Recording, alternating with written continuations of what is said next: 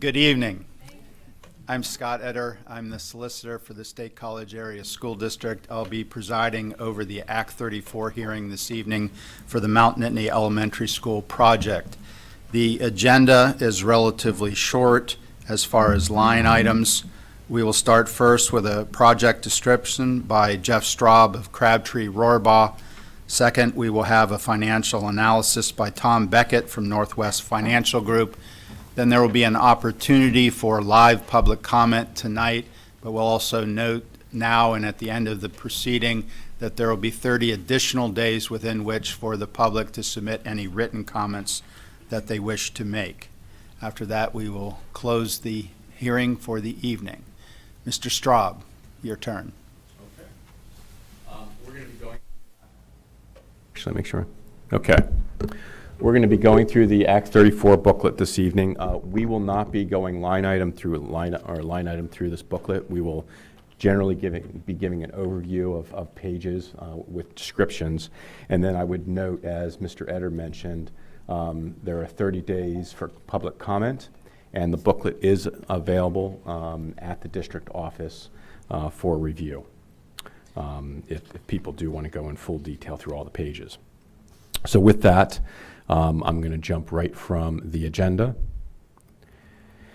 And so into Act 34. Act 34 was set in place in 1973 by the Commonwealth of Pennsylvania and is required for any new construction that a school district may enter into, or if the district adds more than 20% to the existing building, they are required to have an Act 34 hearing to provide the overall project description and the cost to the public.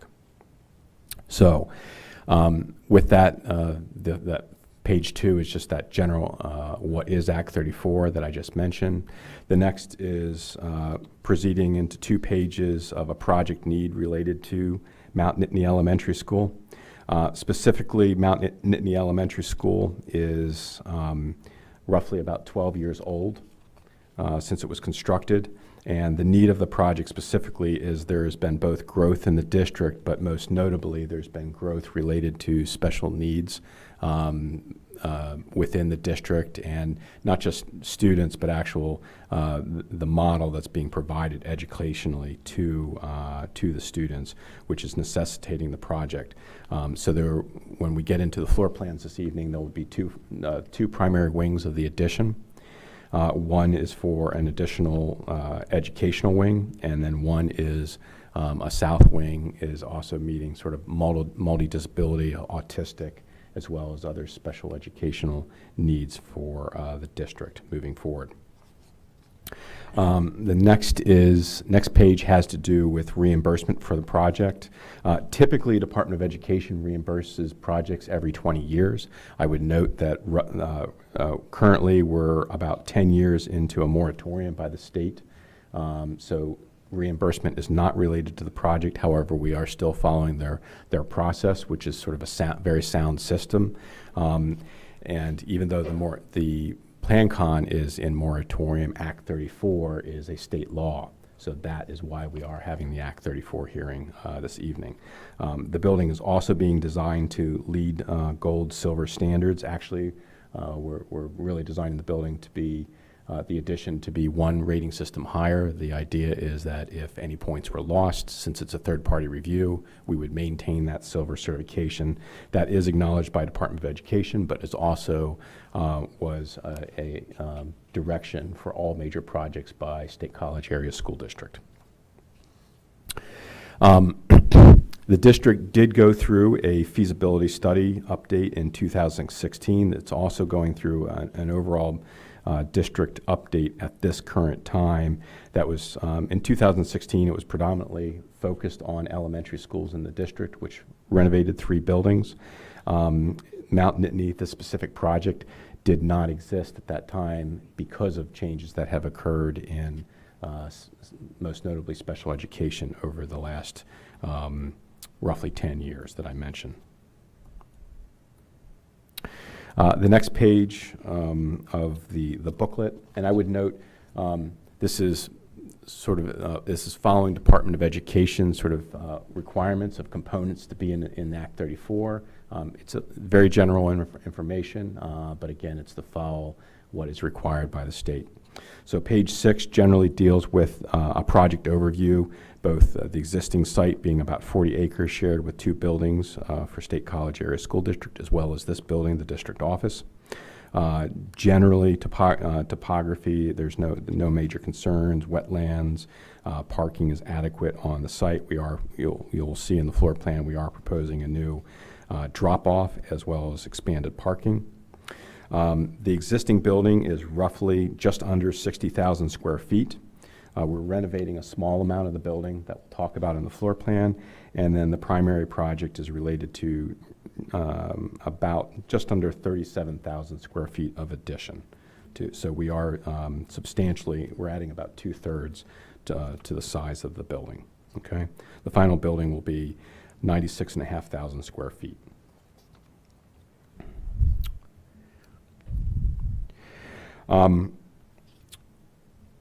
I'm going to save some of these following pages. This is more of a very detailed, grammatically overview of the project. What I'm going to generally get into is the floor plan, which will describe the building. But page 7 is describing the building architecturally with the 2 main additions, accommodating the educational program that I mentioned. Page 8 and 9 are the mechanical system upgrades to the building.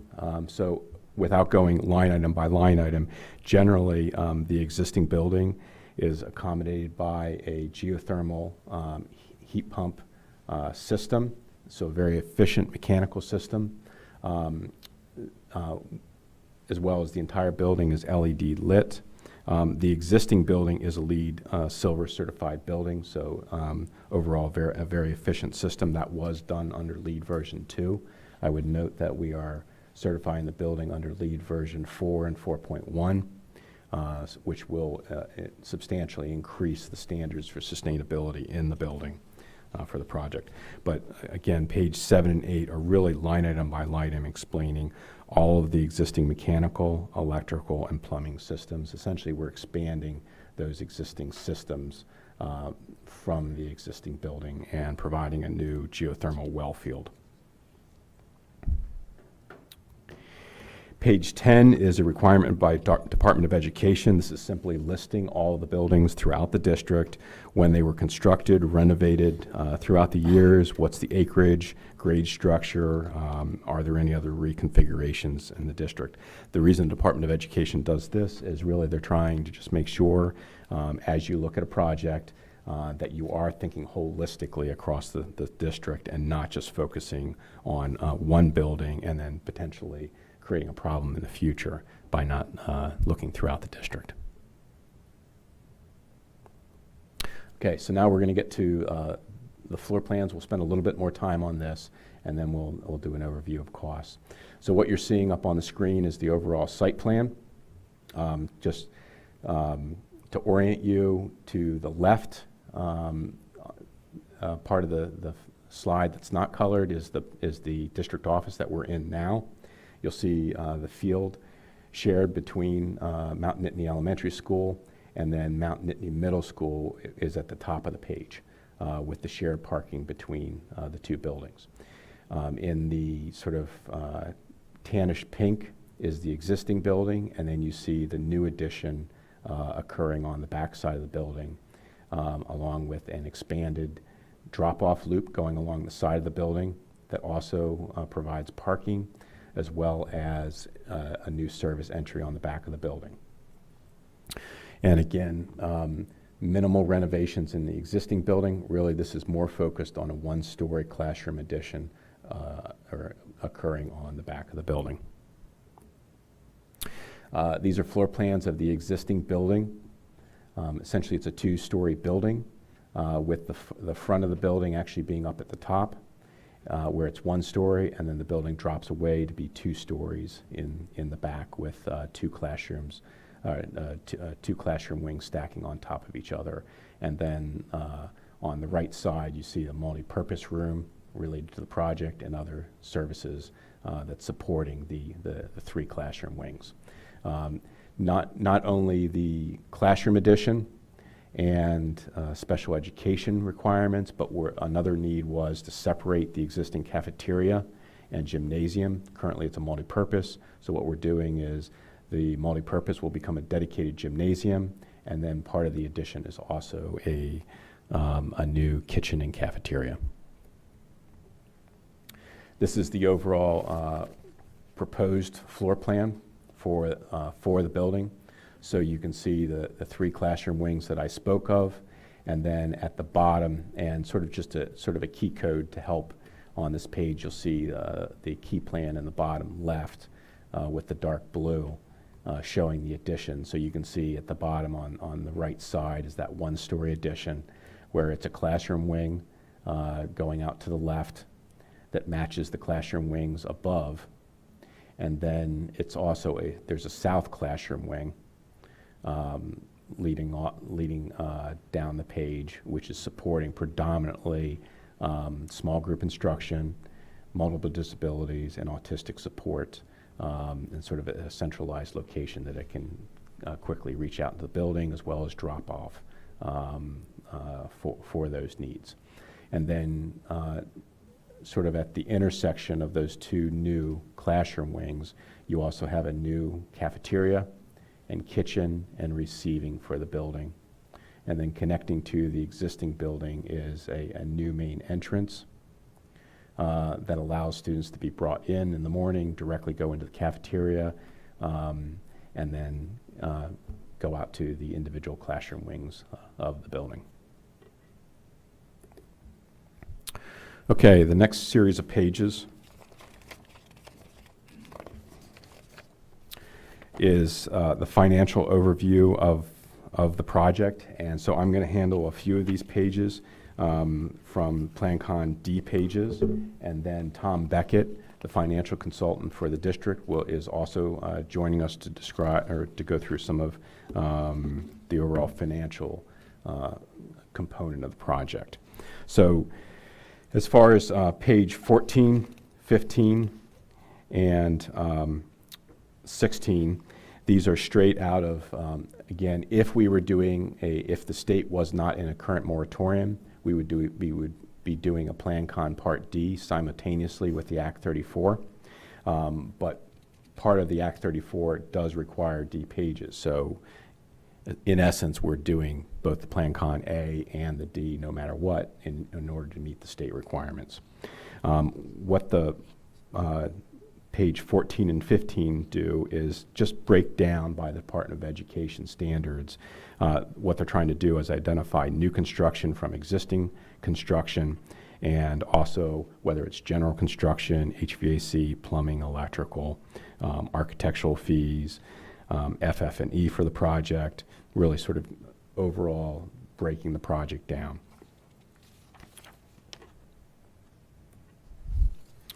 That also goes into soft costs for the project, so whether it be supervision, printing, test borings, engineering fees related to the project, regulatories, inspections, construction contingency. So roughly,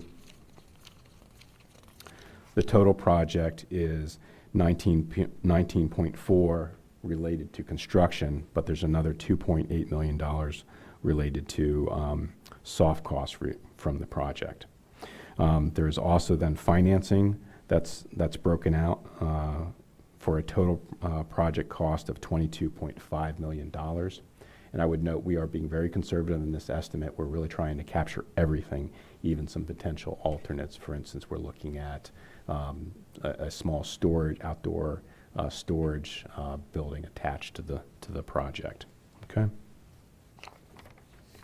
The next page relates to page 16 is site-related cost. And the reason that they're breaking out new, existing, and then site cost is really Department of Education for Act 34 is only concerned with the cost of the new construction. Anything that is occurring in the existing building, while we're documenting it, that is not part of the actual Act 34 approval. As well, you back out site costs from the project, which there's roughly about $3 million worth of site cost related to the project. That then translates to page 17, which is from the PlanCon D20 page. And while it's a little difficult to see up here, for the new construction, we're setting a maximum limit of $15.4 million for the new construction. While the district is concerned with the overall total project, ultimately the Act 34 is approving that 15.4 is the critical component of the Act 34. So with that, I'm going to turn the next series of pages over to Tom. All right. I think I pushed this. Thanks, Jeff. As Jeff pointed out, the state Department of Education regulations require us to go through a fairly pro forma financial analysis of any new project. We have to look at alternatives to financing alternatives, and we have to look at costs, both direct and indirect costs, and translate that into millage. Based on Jeff's work here in the D schedules, we put together an analysis of our alternatives. First alternative is cash or a short-term loan. Second one is a general obligation bond issue. The third one is a local authority issue. And fourth is financing through the State Public School Building Authority. On table one, we first off, we look at cash, and while cash is certainly a possibility with this district, there are other uses for that cash. So we said that at this time, we're not contemplating applying the district's resources to this project. That will change. You'll hear more about that tonight. But in terms of the financing alternatives, the general obligation bond is always the cheapest alternative. That's because the other two alternatives have higher interest rates primarily.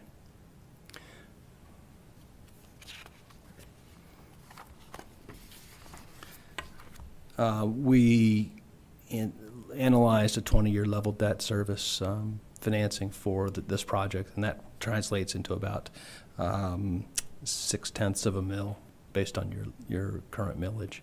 In terms of indirect costs, given that this is an expansion, we don't see a significant amount of additional indirect costs related to the project. And that satisfies the Department of Ed analysis of financial alternatives. Thanks.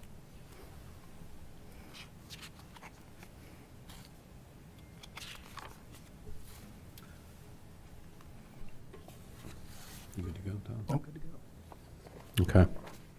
And again, this overall booklet is available to the public, and if there's any questions within the next 30 days. So as Tom mentioned, page 20 deals with the indirect cost, the millage impact, and then just showing that sort of breakdown of the financing for the project.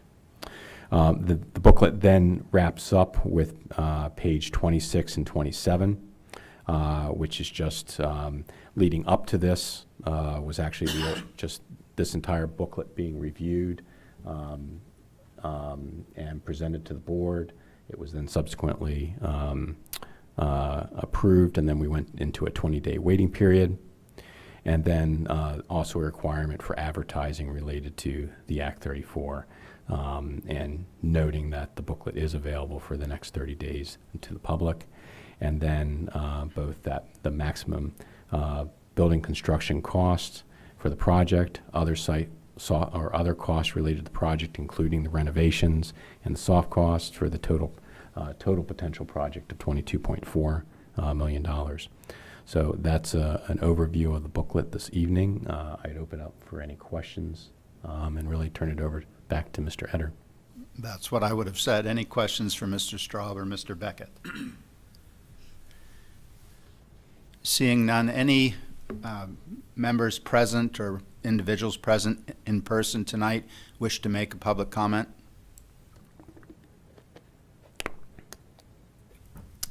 Seeing none, moments ago there were 3 individuals viewing remotely. I'm not sure if that's still the same number, but if any of them wish to participate, would you please indicate?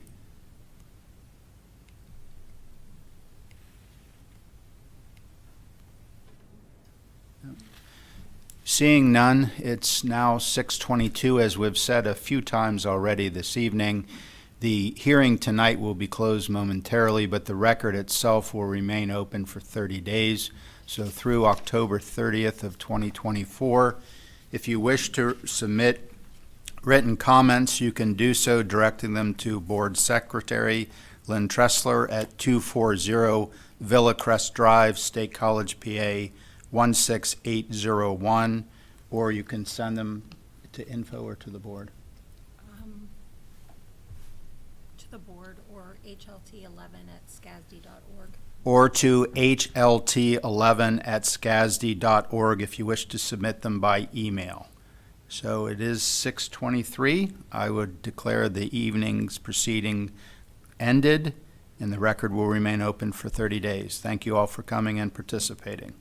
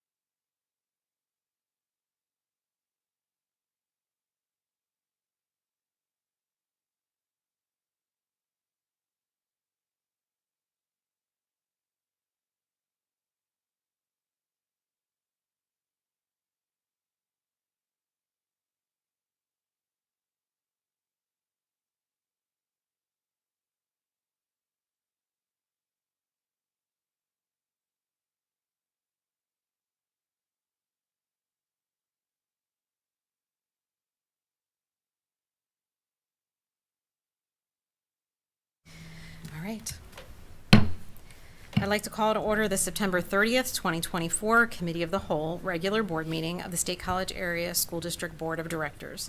If everyone who's able could please rise to join me for the pledge. I pledge allegiance to the flag of the United States of America and to the republic for which it stands, one nation, under God, indivisible, with liberty and justice for all.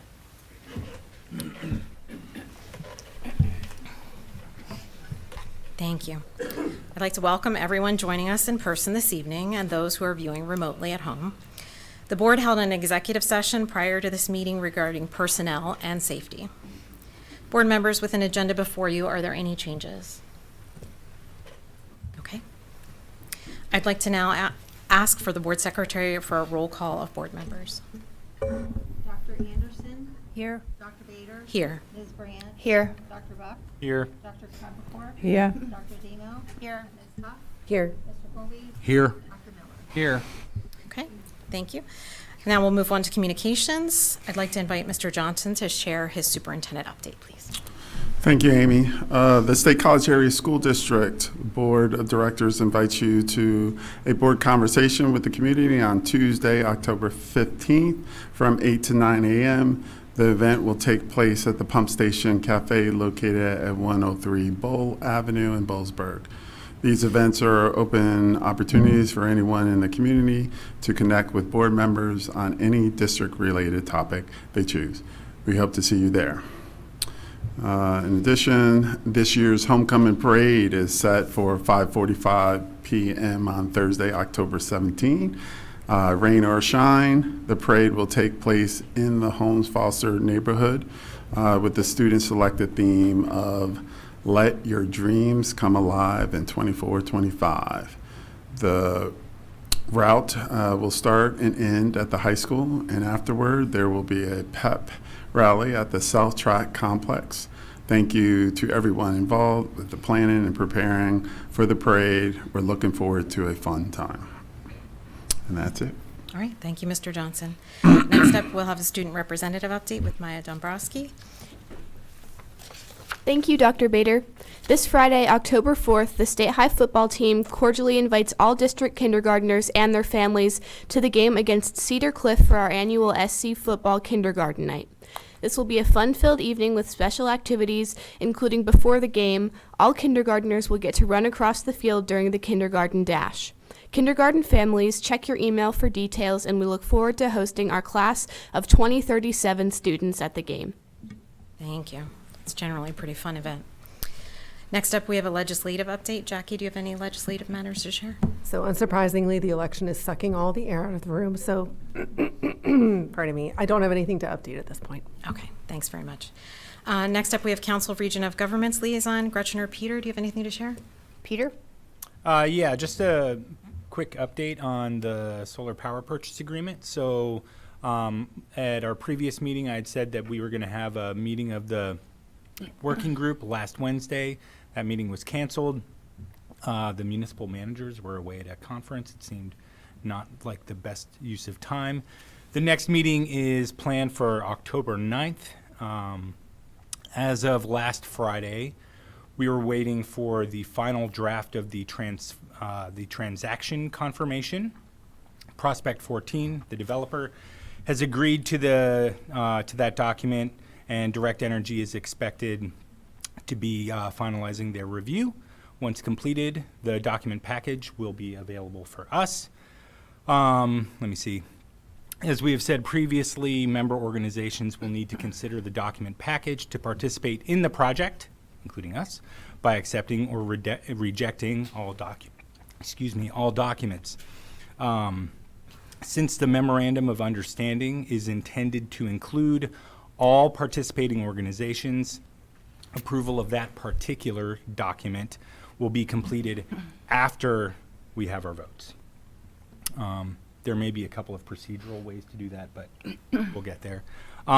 So we should be able to have our vote on October 21st, and the new cost-sharing agreement will be available for that as well. Also, a note on everyone's favorite topic, legal fees. We understand that the legal costs will not exceed the $40,000 reported in our last discussion about this by Mr. Brown. So that is welcome news and certainly answers some of the questions that some people have had. Any questions? No, thank you very much. That's helpful. Yes. Okay. Next up, we have public comment, but before beginning the public comment period this evening, I'd like to share some pertinent information. The Board of Directors takes great pride in the dedication and service of district staff, and we see the positive results of those efforts on a daily basis. The board is committed to supporting staff and providing a positive work environment. The board is also appreciative of the expression of public views from members of our community. As a governing body, Pennsylvania school boards are required to allocate time at each board meeting for comment, which falls under the definition of constitutional free speech. While it is the board's preference that public comments avoid referring to staff or students directly by name, there are limitations on the board's ability to prohibit the speech of those who make public comments. In order to address the fact that a commenter named an individual district staff member in their remarks at our September 23rd, 2024 meeting, we will clearly state at the beginning of each board meeting our request that public commenters avoid referencing students or employees by name. In regards to issues with specific employees, we would suggest individuals consider utilizing our public complaint procedures as noted in Board Policy 906. For those who would like more information on this complex issue, we'd like to refer you to a recent federal court decision involving the Pennsbury School District. And in fact, Mr. Etter agreed that he could expand on that a little bit briefly this evening for us. Dr. Bader, as you alluded to, we are required by the Sunshine Act to have public comment at each of our voting meetings. And we do, in fact, I think as a policy, generally have them at our work sessions, although our work sessions more recently have been of a hybrid nature. The Sunshine Act has certain requirements, one being that we have to allow individuals to comment before the board takes action on particular items. And we can do some other things, limit the amount of time, for example, that each person can speak. And I think we typically have 3 to 5 minutes in this district, although I think our policy allows us to go down as little as 2 minutes. Aside from that, and aside from the ability to move general comment, for example, to the end of a meeting or to a subsequent meeting if our meetings have gone too long, we don't have a lot of ability to constrain who's going to speak and what they're going to speak about.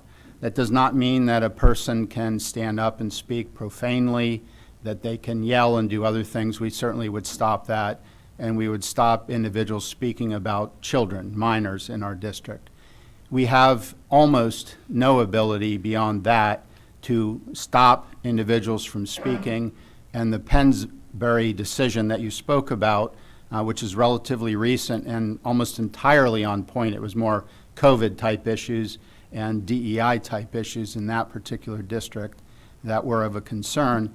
But the court, which was a federal district court in the Eastern District of Pennsylvania, not the Middle District where we are, but it certainly would be instructive for my thinking and my advice to you, is very clear that you cannot, outside of individuals speaking, as I mentioned earlier, curtail or prohibit individuals to speak critically to include employees.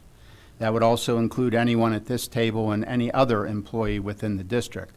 I understand that that's not pleasant. I have from time to time in my career as a solicitor have those comments directed at me, but that unfortunately in some respects is what the law requires. So my advice is and always has been to you that within those broad limitations that you allow public comment to continue. I wholeheartedly support the idea that you request that individuals don't use names and they use alternate means to express themselves in the policy that you've just identified, but those are the constraints that we operate under. Thanks very much. I appreciate those clarifications. So moving on, at this point in the evening, we have allotted 30 minutes for public comment due to our guest presenter schedule that's joining us shortly this evening. There will be additional time for public comment after Committee of the Whole and prior to our regular board meeting. Each individual right now will be allotted up to 3 minutes for items related to board business that are not a consent or action item this evening. For those items, we request that public comment would be held just prior to voting on that item, and so you can be informed by the discussion of the board. When you make comment, please state your name and where you reside in the district. So do we have anyone here this evening to make public comment during this public comment time period? Yes. Shay McGowan. I reside in Patton Township, and I am speaking on as the president of the State College Area Education Association. Good evening. As president of the State College Area Education Association, as a mother of a child who also struggles with depression, I want to express my deepest sympathy to the family who has endured the heartbreaking loss of their daughter. As educators, we dedicate our lives to caring for and supporting children, and we grieve alongside any parent who suffers such a devastating tragedy. We hold our students in our hearts, and we profoundly feel their loss. This is true even after they graduate. However, I also want to address a critical concern arising from recent discussions and public comments. While one aspect of this deeply emotional and complicated situation has been shared publicly, others remain unheard. This leaves a critical gap in the narrative because fairness and truth require that all perspectives be considered. When district personnel are spoken about, they have no recourse to share their stories publicly, nor is it appropriate for them to do so. This creates an incomplete and potentially harmful picture. As a community, I want to ensure that we are grounded in fairness and respect for every individual involved. Public criticizing someone without allowing them the chance to respond should not be the way forward for our district or for our community. It only furthers the narrative that we, as a district or a community, allow bullying. I fully understand the need for families to seek answers, but I also urge us all to remember that those situations are rarely clear-cut as they may seem from one viewpoint. We must also provide space for all voices to be heard and for a more complete understanding to emerge. Unfortunately, that cannot happen during public comment, as one side cannot be told due to the confidentiality of the situation. I urge us all to remember the power of empathy, care, and a commitment to creating a supportive environment where every voice from every side can be heard. Only then can we move forward. Only then can we move toward healing, understanding, and resolution. Thank you. Thank you. Others this evening here for public comment? Yes.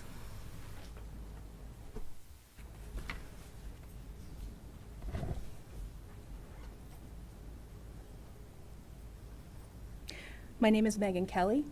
I'm the secretary for SCAA, the district's teachers union. While I am a speech-language pathologist in the district, I am here this evening to read a public comment on behalf of the school counseling department, school psychologists, and related student services, many of whom are here this evening and online in solidarity and support for one another. In particular, because our colleague's name has been stated and role defined. During the last 3 school board meetings, it has become abundantly clear that there is a need for clarity around our roles as school counselors. So many misunderstandings have been expressed in these meetings. The American School Counselors Association, which is known to hold the gold standard for what counselors should be doing, defines the role of school counselor as follows, and in part. School counselors are certified licensed educators who improve student success for all students by implementing a comprehensive school counseling program. The school counselor's role is to design and deliver school counseling programs that improve student outcomes. Plainly put, our role is as an educator first. As school counselors, our job is to help students function in the school setting. You will notice that in the stated ASCO quotes, it does not state that school counselors are therapists or mental health clinicians. It does not say that they are disciplinarians of the school. While yes, school counselors should address the student's social and emotional needs, this would only be appropriate in cases where students are having difficulty functioning in the school environment. It is essential to understand that school counselors do not possess the appropriate qualifications and credentials to serve as therapists, licensed professional counselors, or other clinical roles, and acting as such would be both inappropriate and unethical. If a student's needs were to extend beyond what the school can offer, the appropriate next step for the counselor would be to assist the family in making a referral to an outside provider if they have not already done so. Daily, counselors are tasked with using their professional discretion to determine what needs must come first, as crises and critical matters often arise before we can even get to what we had initially planned on our schedule. As school counselors and related student services, we deeply value the role of parents and the community as partners. We must work with stakeholders to help students. Providing mental health support should be viewed as a team effort that cannot and should not rest solely with the school. All stakeholders' involvement and support are crucial in this process, as is the understanding that a school district setting and a clinical mental health setting are two very different entities. Lastly, we would like all stakeholders to understand that we are human beings before we are professionals who are also affected by the highs and lows of this profession. We have our own families and mental health. As in any profession, criticizing and blaming individuals and communities with limited and non-factual information and misconceptions is both unjust and unethical. Feeling supported by the community, school board, and administration makes all the difference. We welcome and encourage members of the school board to reach out to discuss how all of us can come together to support the mental health of our students within ethical and reasonable guidelines. Thank you.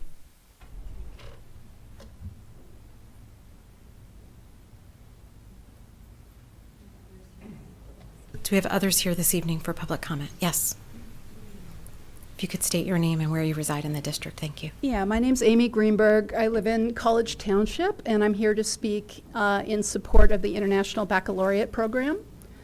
I'm the parent of 2 children who graduated from this State College High School, one of whom graduated from the baccalaureate program last year. I'm also the head of the history department at Penn State, but I'm not speaking on behalf of Penn State. I'm just saying, as head of the history department, we have found that students who have completed an international baccalaureate degree are particularly ready to deal with high-level research paper writing, the kind of writing that we expect out of our majors. So those of us who teach major level classes at Penn State have overall been very impressed by the training that the International Baccalaureate Program has provided to students. This is not to say that students who didn't do international baccalaureate degrees don't do well in the classes, but consistently those students who have earned international baccalaureate degrees come in and they're ready to write 15 to 20 page papers. They don't need a lot of hand holding and they know how to do research. So as a parent, I was very happy with the program. As the head of the history department, I'm very happy when we get international baccalaureate degree holders in our classes. That's it. Thank you. Yes. If you want to come to the podium and share your name and where you reside in the district, please. My name is Rhonda Honagle. I'm at Ferguson Township Elementary, or in the township. I have 2 sons here in the district. One just graduated last year. I'm here to speak about IB as well. My oldest son came home December of his sophomore year, expressing his interest in the IB program. I didn't know anything about it. Reached out to the director of it at the high school, who helped us learn more of the ins and outs, and made him more comfortable in his decision. It changed his entire life. It's emotional for me because we moved from a different state. He was very introverted, and when he got to IB, he found his people, and they allowed him to grow and thrive, not only socially, but academically. He is now an IB diploma recipient who is starting school at Juniata College as a sophomore with a very high academic scholarship. He's already been told by multiple of his professors that he writes well above and researches well above his peers. I feel like the concerns over class sizes and stuff that I read in the memo really doesn't hit home with me. We as instructors and paraprofessionals and staff members here in our district, we differentiate instruction to our students daily. He was in a Spanish 2 class where some students were regular Spanish 2 students, and his teacher amazingly differentiated his instruction to meet his needs, and actually Spanish was his highest test score on his diploma. He could not be here tonight, but he wrote some things that he asked me to say on his behalf. So he says, IB has been nothing but beneficial to me both in high school and in college. In high school, it helped create a community of like-minded individuals where we could have academic debates and conversations in order to grow. The small class sizes allowed our group to grow and learn together as a cohort. We challenged each other on a daily basis while also respecting each other's differing opinions, something that even adults have a tough time today, society. The assessments are completely open-ended, self-led, having the guidance of a teacher to help you write and research like a college student. In my current college writing classes, I've been told that my writing is far and away the best in the class, and it's not just me, as another person has also received this praise who is also a former IB student. IB's focus on application in the real world truly is nothing like anything else at State High. IB also has students do things that benefit the community, such as tutoring friends or painting the map on a blacktop at Ferguson Township Elementary School. Theory of knowledge, the core class of IB, drives critical thinking into the students. We were asked to think about methodology, evidence, and perspectives that led to rethinking about our own accepted knowledge, something that no other class would allow students to do. This way of thinking is cultivated by a talk exhibition where members of the school, parents, teachers, and even members of this school board came to see how these students were applying their knowledge to the real world. Providing a variety of options, including IB at State High, to allow students to grow, thrive, and fulfill their potential, and the ability to look at the world through a new lens is just crucial. IB is a place for aspiring leaders both in and out of the school, and to take that chance away from our students and peers, the chance for students to interact at a college-like environment, improve their critical thinking skills, develop college-level writing, complete college-level assignments, gain community and social engagement, and be able to have an important resume booster in college would be a disservice. Please find a way to promote and keep this amazing program. Thank you. Yes, if you want to come to the podium, please, and give us your name and where you reside in the district. Good evening, everybody. My name is Violet Doyle, and I am a 2024 IB Diploma recipient. I reside in the Spring Creek Elementary area, but I'm currently a student at Penn State University. My time in IB was super impactful on my education, and I would just like to speak on some of the most valuable parts. First, as Ms. Honickel mentioned, the community building was really something that changed my high school experience. It was amazing to feel like I had a home base, and having the same people in all of my classes, or like similar people within different classes, I became really comfortable with them. And connecting to that, having such small classes was actually such a powerful thing, because I felt so comfortable in my classes to speak my mind and have such like valuable discussions where we all shared our own ideas. It was so intellectually stimulating, because in some larger classes where I might not be as comfortable with the teacher or the other students, I would be more afraid to share my views. For example, maybe this is shared experience, but in math class, in a bigger class, I might be afraid to ask a question that I felt like was maybe stupid. But in IB math, I was never afraid to ask questions. And that experience really made me flourish in math, which was a subject that previously I always felt defeated by, and it was always my least favorite subject.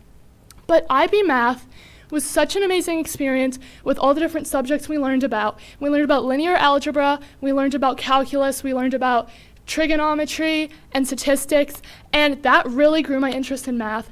And I'm now really thriving in my math class at Penn State as an effect, whereas my classmates are having a little bit of a harder time, and I thank IB Math for that. And connecting to that, I think another value of IB, which hasn't been mentioned, is the subjects that it has that would not be available in an AP or just typical curriculum. So IB Film is one of those options, and I was not a student in IB Film, but I know so many people who loved that class, and I went to the film festival, and it was just so amazing to see my classmates work, and I was truly inspired about how hard they worked on film. And another class is IB English, which differs from the standard level CP and then AP English. There's no advanced English anymore, I believe. So that's just another English option, and that was a 2-year class that I really enjoyed, and it really helped my writing skills, and reading text from places all around the world was also really impactful, because IB is an international program, so we learned about a lot of different cultures. And then Environmental Systems and Societies was actually my favorite class in all of high school, and it's what made me choose to be an earth science major, and it connected humanities with science and gave me a good reference on problem solving, climate change, and other environmental issues. So thank you. Thank you very much. Others here this evening for public comment? Yes, if you want to come up to the podium. Sure, I will. Seems inappropriate after all these conversations about IB. My name is Steve Dinan. I live in Boalsburg, and I'm here in support of the IB program as well. Our daughter graduated in the inaugural class of the IB in 2021, and she went on to Indiana University in Bloomington. And I can only begin to tell you the impact that IB had on her as a young child. We moved here from Chicago when she was just entering high school, and she also was very excited when she learned of the IB program. And her evolution and maturation through that process is remarkable to me. I was shocked to hear that they might drop the IB program. To me, it is such an impactful, transformative thing for her, and I think for many students who perhaps are a little bit introverted when they start. But I can tell you, our daughter, who started with a bit of an introverted personality, is a real leader at IU. She has her writing skills, somebody mentioned, are unbelievable. She's been complimented many times, and her writing is at a graduate level. She has participated in research projects at a graduate level. They are encouraging her to apply for a Fulbright scholarship to teach abroad. And I can tell you, my wife and I firmly believe that these things would have not happened if it wasn't for the IB program. The ability to teach kids to think differently, to think critically, to ask questions, and to take on a global perspective in this world, I think is really important as we continue to grow as a culture around the world. And I was really shocked when I heard it. I really hope you find a way to maintain the IB program, because I think it's, for many kids, it's not for all kids, but for many kids, I feel it's a really valuable opportunity that would be lost in this really great school district. It would be a real loss if we were to lose that. Thank you. Thank you very much. Yes, if you want to come up to the podium and share your name and where you reside in the district, please.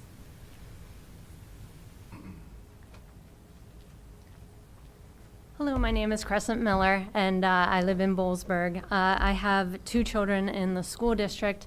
One is a senior and taking IB classes at a la carte. He couldn't fit in all of his chemistry classes and Chinese with the IB curriculum, so he's doing a la carte. He went through an IB elementary and middle school, and so he was very happy to get back into the IB curriculum. And my daughter is currently in 8th grade, along with all of her friends, and they were extremely disappointed to hear that the IB curriculum may be leaving. There's a whole group of kids going from kindergarten through 8th grade who really want to continue their IB curriculum and education. It's very important for them to continue this community of global thought and global love. So I think that's really important, and we'd be very sad and devastated if it was dismissed. Thank you. Thank you. Yes.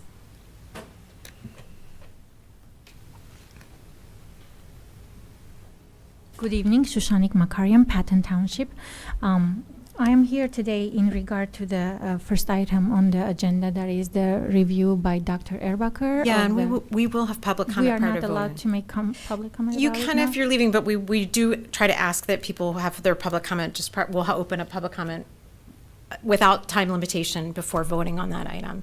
So if you would want to be informed by the presentation, that's why we often ask people to wait until they see the presentation and then inform their Yes, public but it's not on the presentation. There is something else I would like to add. So in reflection of last board meeting, when we were trying to convince the board to open an open call of proposals for the research, the board did not agree with us, and we went with Dr. Ebracher's contract. I wrote an email this morning to the board requesting that to at least consider having, besides Dr. Erbacher's top-down review of the mental health services of the school district, to also consider including a bottom-up review, including students' perspectives and their experiences with mental health services, so that both research approaches can complement each other and have a more comprehensive understanding of what students are experiencing and what mental health services are providing. And today, having so many counselors here in our meeting, it only demonstrates that perhaps there is less dialogue between parents, families, and counselors, and perhaps we do not need just top-down research proposals, but also understanding of what community is saying about their student experiences.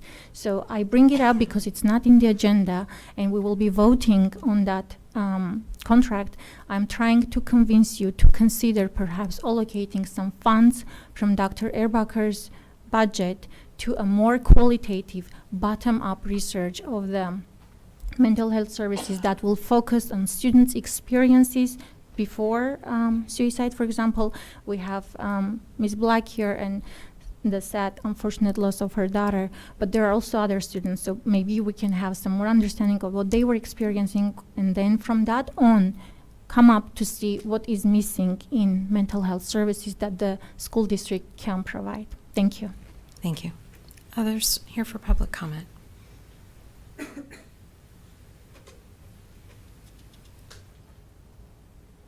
Yes. Yes? Oh, were you coming for a public comment? Yes, yes, go ahead. Sorry, I wasn't sure whether you were scooching out or coming up for public comment. Apologies. My name is Tate. I reside in College Township, and I'm here to speak about the IB program. What's being argued in the document is very much a value proposition. There are too few students enrolled in IB, according to this document, to continue justify funding it. And it is really a numbers justification. At least the report itself, there is no sort of qualitative information about the results of the program. I'm studying engineering now. I graduated in 2022 from the IB program. And so I think a lot about numbers and making decisions with numbers, but I also think about how much stories are important, and those stories need to be considered in the decision being made. They're the perspective of the students. Not everybody is able to do the diploma program. It's a big commitment, and it was not a commitment that I took lightly. There were friends I knew who wanted to do the program, but were not able to because of their career goals, but decided to take some of the classes a la carte. And though they didn't receive that final program diploma, the results that they took out were very similar to the results that I took out from the program. Learning how to do research, learning how to do critical thinking, and learning to question conventional pedagogy. And there's also the perspective of the teachers. I know some of the teachers here know that I would stay after classes sometimes and ask questions about how the teaching worked. It's something I've always been interested in. And talking with the IB teachers, they were able to pursue the alternative pedagogies that they really wanted to see at State High, but weren't given the opportunity to before. And I learned from the style of their learning, and I hope to take that into the teaching I do in the future. It seems like the type of thing that State High wants to do to teach their students how to be learners and not just how to pass tests. And I understand that this is a value proposition, that there are classes with only a couple students in them, and that's difficult to make that decision whether to keep funding it. But to do away with the whole program, I think ignores a lot of the value that doesn't just come in the numbers of enrollment over the past few years, which have been really quite turbulent years.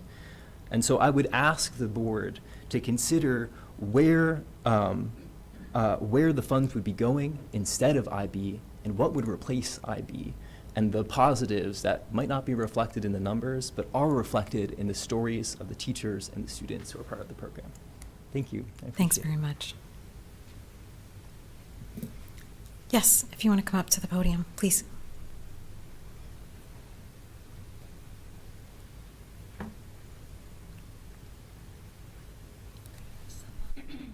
My name is Carlin Geiger, and I reside in College Township. I have two sons who have been in the program, one you just heard from, and another who is a current diploma student.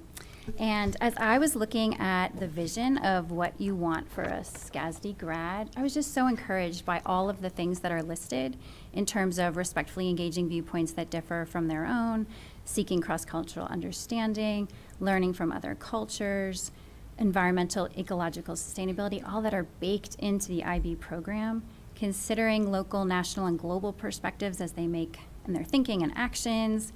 Then you have the engaging in healthy relationships, and so many students in IB have talked about the tight-knit community that they experience and how they found a smaller community within that larger community, making a very overwhelming place feel a lot more manageable, and they have lifelong friendships from that. Then there's that foundation for future success in terms of being able to speak their mind and take constructive feedback, and that's all into that extended essay that they have to do. Being effective communicators, I think you've already seen that in some of the people who just spoke, and lifelong learners. That's 100% what I have seen through the IB program. And also, when I look at the 4 pillars that you have on the website, you know, just making data-informed, culturally responsive teaching and learning. And as this decision is being considered, have we truly considered all of the data? I understand that some of the data is represented here, but if it's truly to be data-informed, have we considered all of that data? I really appreciate the second pillar that talking about schools can't do it alone, trusting relationships, open communication, and even in the strategic plan when it talks about embracing the diversity of voices of all the stakeholders, it doesn't really appear that that process has taken place and that that was upheld, since very few stakeholders even knew that the IB program was being considered to be cut. Just that inclusive, supportive communities will attract those and develop those talented teachers. And I'm wondering, might we lose some really good teachers over this? These teachers have been well-trained already, and that would really be sad for all of that to go to waste. They also provide excellent care for our students that I could go on and on about, but I don't have that much time. One of our teachers even received a Faculty Excellence Award in the Mid-Atlantic Association for her work in IB, and I think that deserves some recognition. And that safe, welcoming climate for learning and work in that 4th pillar, again, that tight-knit community, that smaller element has just been so key to so many of these people. I really appreciate also the service element that IB provides and how it affects the community in terms of affecting our state high community and our whole state college community with the homelessness awareness that they've done. So lastly, I just really appreciate the desire to be fiscally sound, and I would ask that we consider other ways to continue this excellent program that upholds the district's pillars and seek other ways to be financially responsible. Thank you. Thank you. Since we've had several comments in person and we know we do have a couple people online, I'm going to transition to that at this point as we start to bump up against our half-hour allotment. So if you have your hand raised online, if the AV team can assist me in choosing someone to start off, and if you can share your name and where you reside in the district, please. Luke. Hi. My name's Luke Schroff. I'm in College Township. I'm a State High alum, now studying physics at Penn State, and also alum of State High's IB diploma program.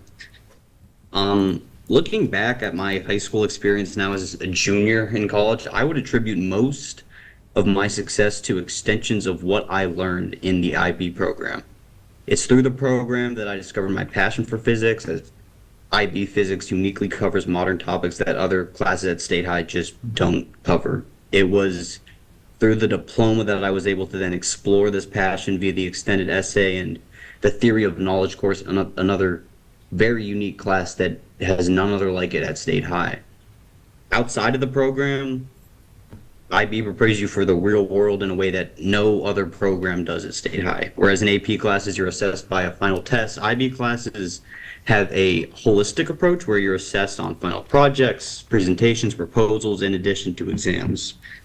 The program is designed to be as intellectually rigorous as some of these AP classes, but with much more of an emphasis on real world skills, critical thinking, and problem solving. And during my time at State High, I also served on this school board as a student representative.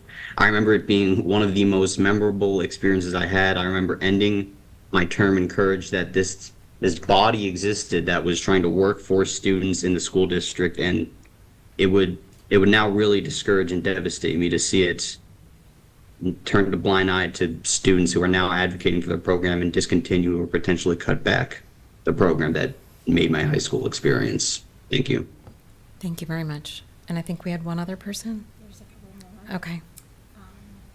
Next is Anna Duker. Okay, Anna. Hi, my name is Anna Raquel Diker. I'm also a state high grad from 2022. I was in the IB program and am now a student at Penn State.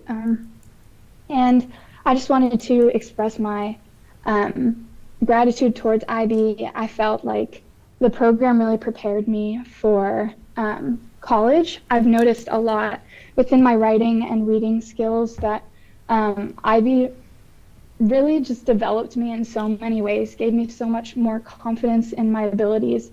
And I have really noticed that within my classes at Penn State. The worldly view that we learn within our IB classes is unmatched in any class I've ever seen before. And I felt like it gave me so many different perspectives for my future and has prepared me in so many ways. I am just so grateful for it, and especially coming from a multicultural family.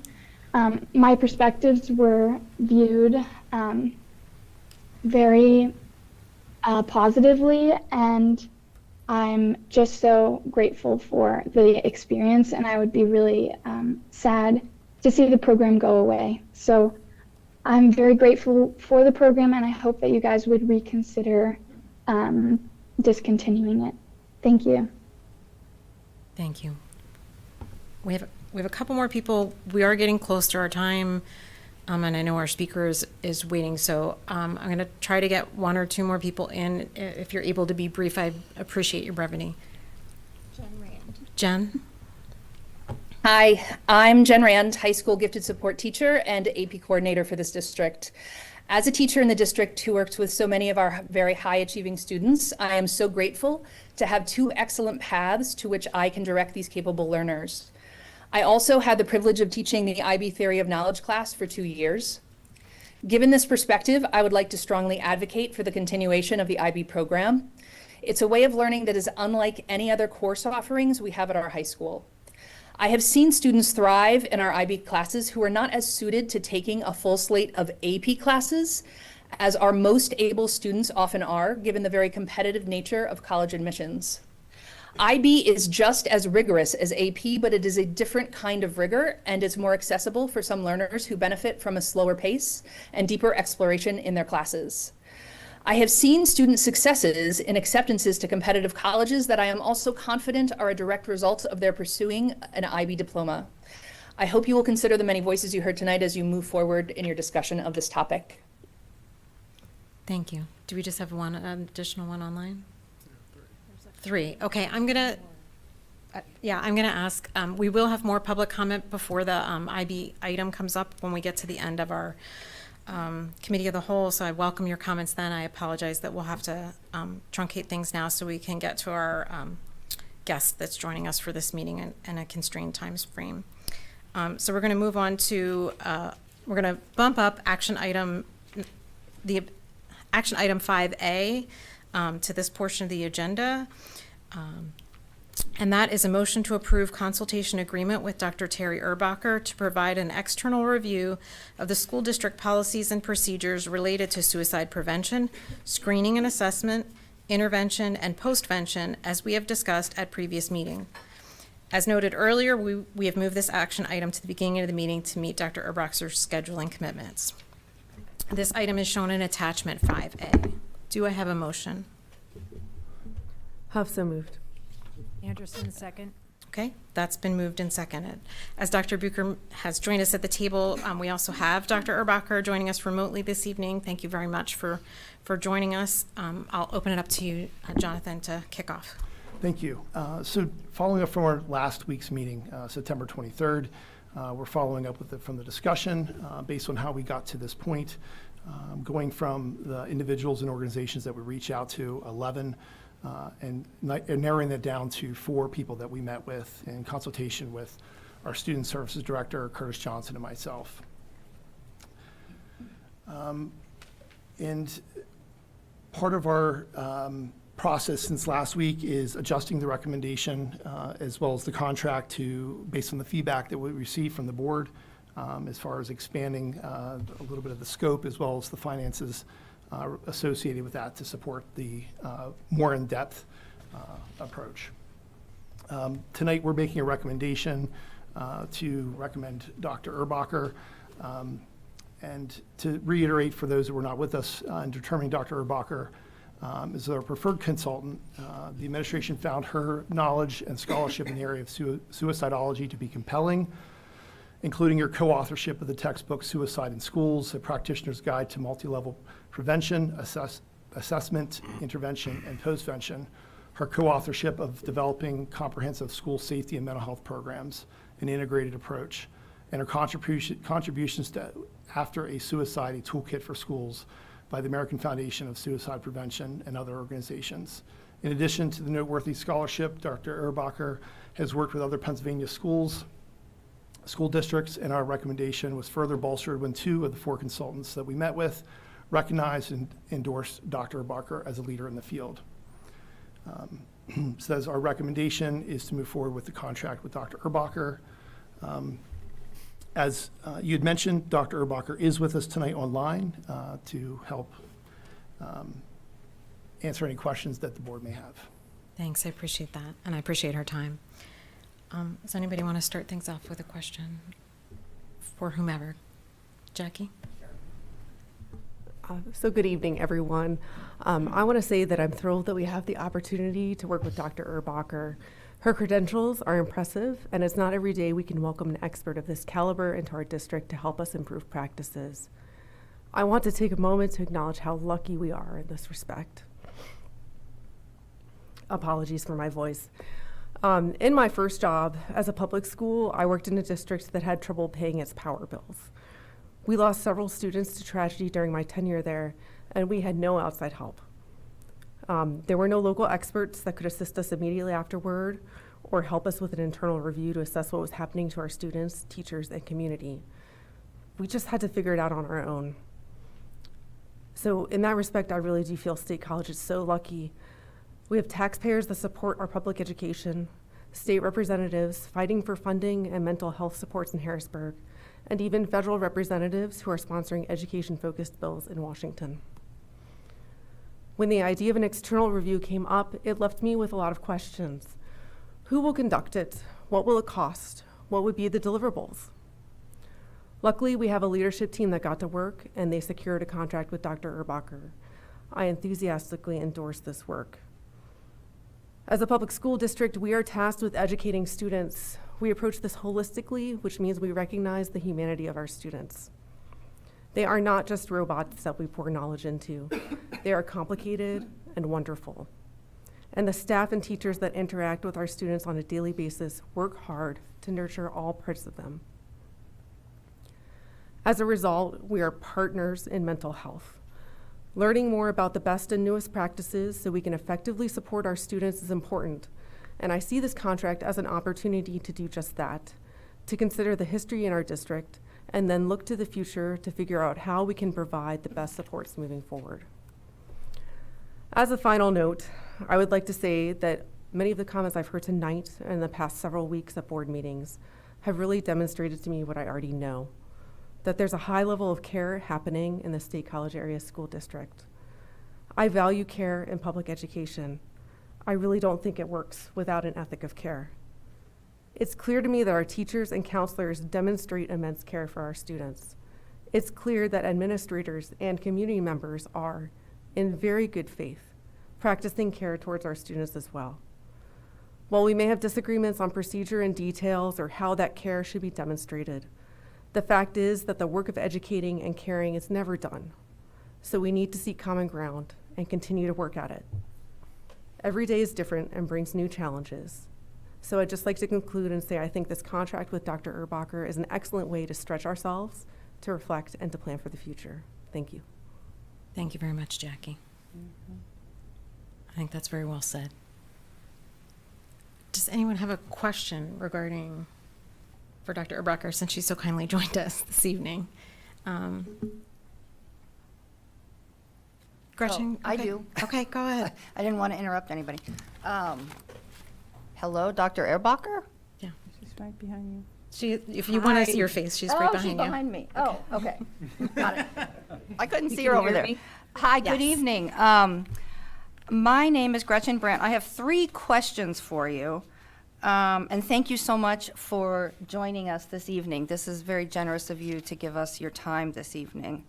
So my first question is, would you be able to come and do any interviews in person, or would it be necessary for you to do everything virtually?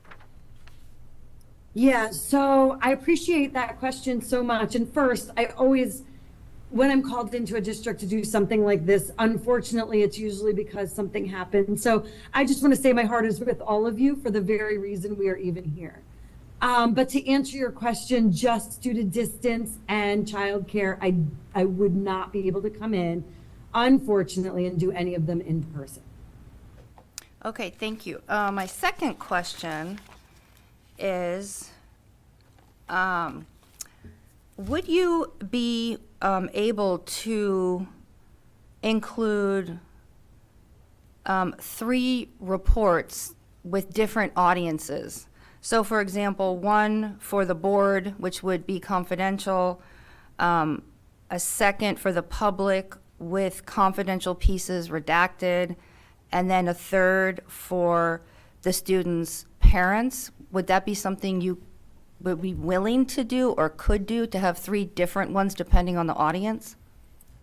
So one confidential for the board, one for the public, and then one for the students' parents would probably not be different than the public one, in the sense that we're not doing sort of a psychological autopsy to identify specific reasons why, like, we're not going into those kinds of things that I think the family would get different information than the public, unless you're looking for something different. Okay. And that kind of is a good segue to my third question, your answer to my second question, which is, there's been put forth an idea that we could potentially hire an additional consultant on bullying, for example. And at last week's meeting, we talked about, well, what if there's other consultants that we might want to include, other than yourself and maybe one on bullying? So one idea that's come up is a retrospective fatality analysis, which would get some into the board report, some into the public report with confidential pieces redacted. But then that one would also include, or potentially focus only on, a third report pertaining to the student at hand.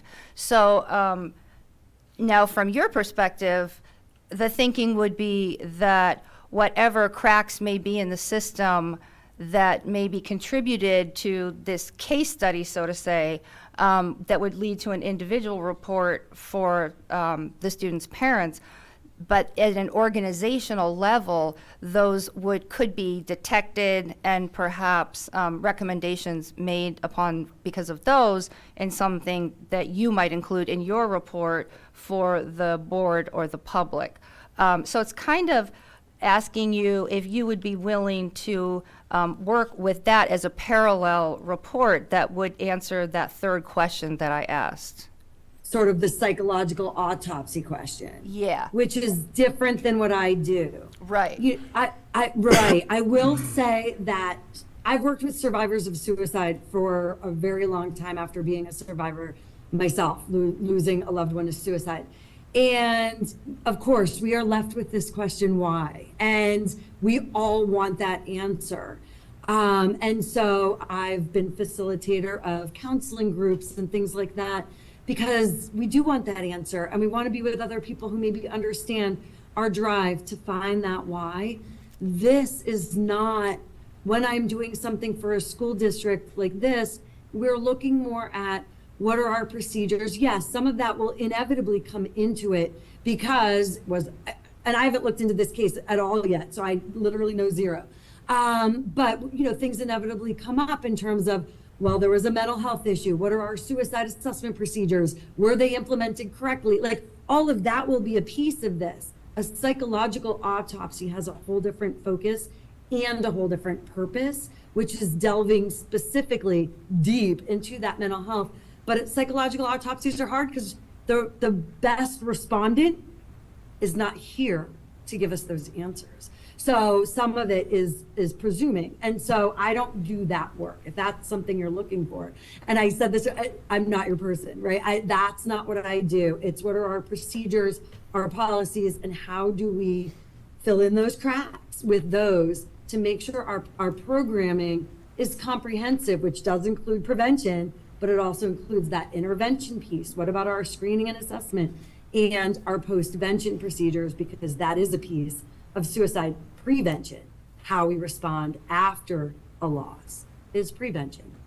No, thank you. That's really helpful. Sure. Because that's been one of the questions that keeps coming up in my mind, which is, would we look into the time before the student's death and look at where the cracks in the system are to learn from them? So not necessarily my understanding of a psychological autopsy, but sort of collaborating the two concepts together to get a full picture.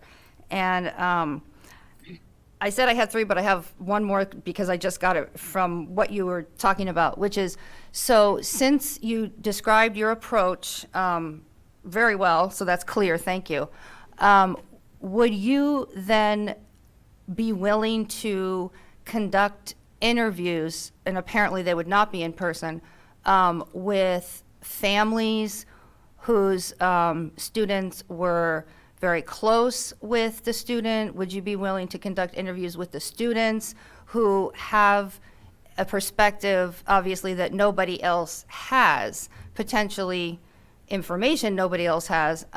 So would that be a part of your process for your report? Yeah, most likely. Like I said, I have not delved at all into the case yet, right? So that I come in, if we do move forward, with just fresh eyes. But more than likely, if I'm looking at the cracks in, a system, in our services, if we're looking at what are we doing great, what can we improve on, then we would need student perspective. We would need teacher perspective. We would need family perspective. They're all the stakeholders, are all the ones we would want perspectives from. So it would not just include students who knew the student well, and I would be very careful with who those were and work with those parents, because I would not want to re-trigger anything. They just lost someone very close to them. But it would also include other students who either maybe have had mental health issues or haven't. Do they have a good understanding what mental health is? And so what are all of those systems? So it really should be, which is why I appreciate, an increase in the hours, right? It really should be comprehensive in terms of what is the student body sort of as a whole saying. Might even include some focus groups once we get in there, and start to look at it. What do we need to do in terms of interviews? What are, our student body saying? But very likely it would include all of those. And I imagine some focus groups, to get some perspectives. Yeah, thank you. And then do you think that as the contract is currently written, that there are enough hours in it for you to conduct this type of review K through 12 at a district our size? Or would we potentially be wanting to take a more realistic look at how many hours, to do a thorough job? Yeah. Well, it's hard to know because I haven't gotten in there yet. Do you know what I mean? Sometimes I start reviewing procedures and they're phenomenal. And then, there's some details that we have to work out. Sometimes I see some bigger holes. I really don't know what I'm walking into, which is why I think we added into the contract, we would just need board approval for anything greater than that. Okay, thank you. And then I also had comments, but should I hold those, Amy, or? Yeah, I think let's try to get some answers because they may give you some Sure. information. Okay, thank you so much, Dr. Ehrbacher. You're welcome. And if I may, I want to follow up because Dr. Ehrbacher, you mentioned a little bit of the difference between what your planned approach would be versus a psychological autopsy. And Ms. Brandt had some questions, regarding to how they're related. And so I guess one question I would ask is, what kind of entities typically request a psychological autopsy? Like, like, have you worked with school boards that have requested them, or is that generally a family that pursues that kind of approach? To be honest, I haven't seen it happen very often. Okay. If I have, it's been a family. We used to in my county, I used to sit, we had like a child death review, we had a suicide death review. And I worked with our medical examiner, and we sort of did some level of psychological autopsy, if you're familiar with child death reviews. Okay. It's, looking at the manner of death, the cause of death. These were suicide specific, to see if there were any trends. So as a county, we could try to improve services as a county on those trends, So that was the most we kind of did in terms of psychological autopsies, but that was with our medical examiner, not with families. It was as a county to try to, again, improve services countywide. Like I said, it's rare I see that psychological autopsy, but trust me, I understand it. I understand that drive for that why, but usually I've never seen a district do it. If I've seen it, it's been a family. Great, that's really helpful, because what I'm kind of hearing is that there's a bit of a Venn diagram, so to speak, in terms of the data that you would be collecting, and perhaps if someone was to pursue an autopsy, like psychological autopsy approach, certainly there may be some overlap in some of the data you would collect, but there's a difference in terms of the overall goal of those different approaches. So I think that's really helpful and a really important distinction to make. Yeah, I think those were my two questions that I wanted to feed off of from there. So I'll turn to other board members. Yes, Aaron. Thank you, Dr. Ehrbacher, for being with us. You said one of my absolute favorite terms there, which was focus groups, which people at the board table will know I've said more than once. I just had a couple questions about the student interview process, and I understand that, as you said, it's not possible for you to be here to do those in person, which I totally understand. Could you talk about what the process would be for determining which students to interview? Yeah. So once we start, right? So how I would probably start this process is asking administration, give me all your policies, procedures, right? And I start looking at that. That's when I start to see, okay, there's a program on this. Let me interview some students who have been involved with that program. Is that program even working? Okay. No, they say it's, I'm making this up, but they say it's not. Then that leads to, other programmatic things. I will probably work with your guidance, mental health department, school counselors, school psychologists. What are their procedures?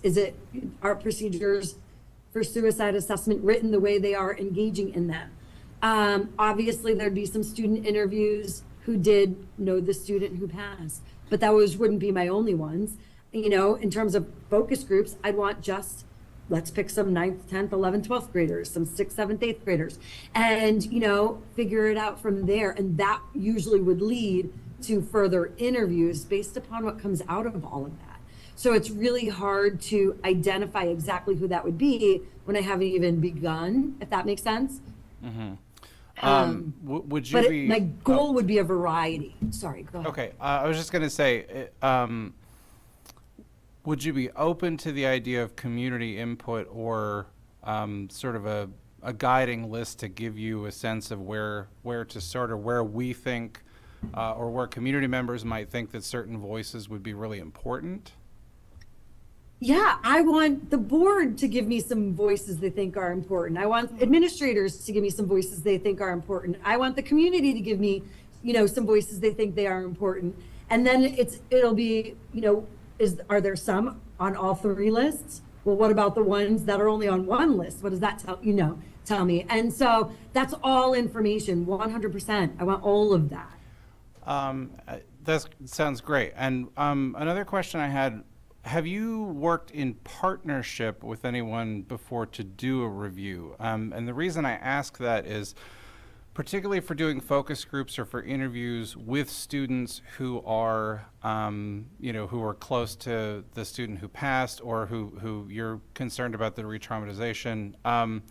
Have you considered or have you worked before with like a clinical or a school psychologist to do those interviews, to have something done in person as well as while you're available on Zoom? I'm just wondering if that's possible. Like one of your staff in the room? One of our staff or someone from the community. I don't have a specific person in mind, but just if that's a possibility. Yeah, every situation might be different. Sometimes with students, especially ones close to this case, I would love a parent with them. Do you know what I mean? In Yeah. the room. I imagine many of those will be after school hours. So that would be my preference with the ones that are higher risk in that way. You know what I mean? Yeah. But yes, other ones, if they're happening at school, it would be fantastic if a school mental health person specifically could be there, you know? Okay.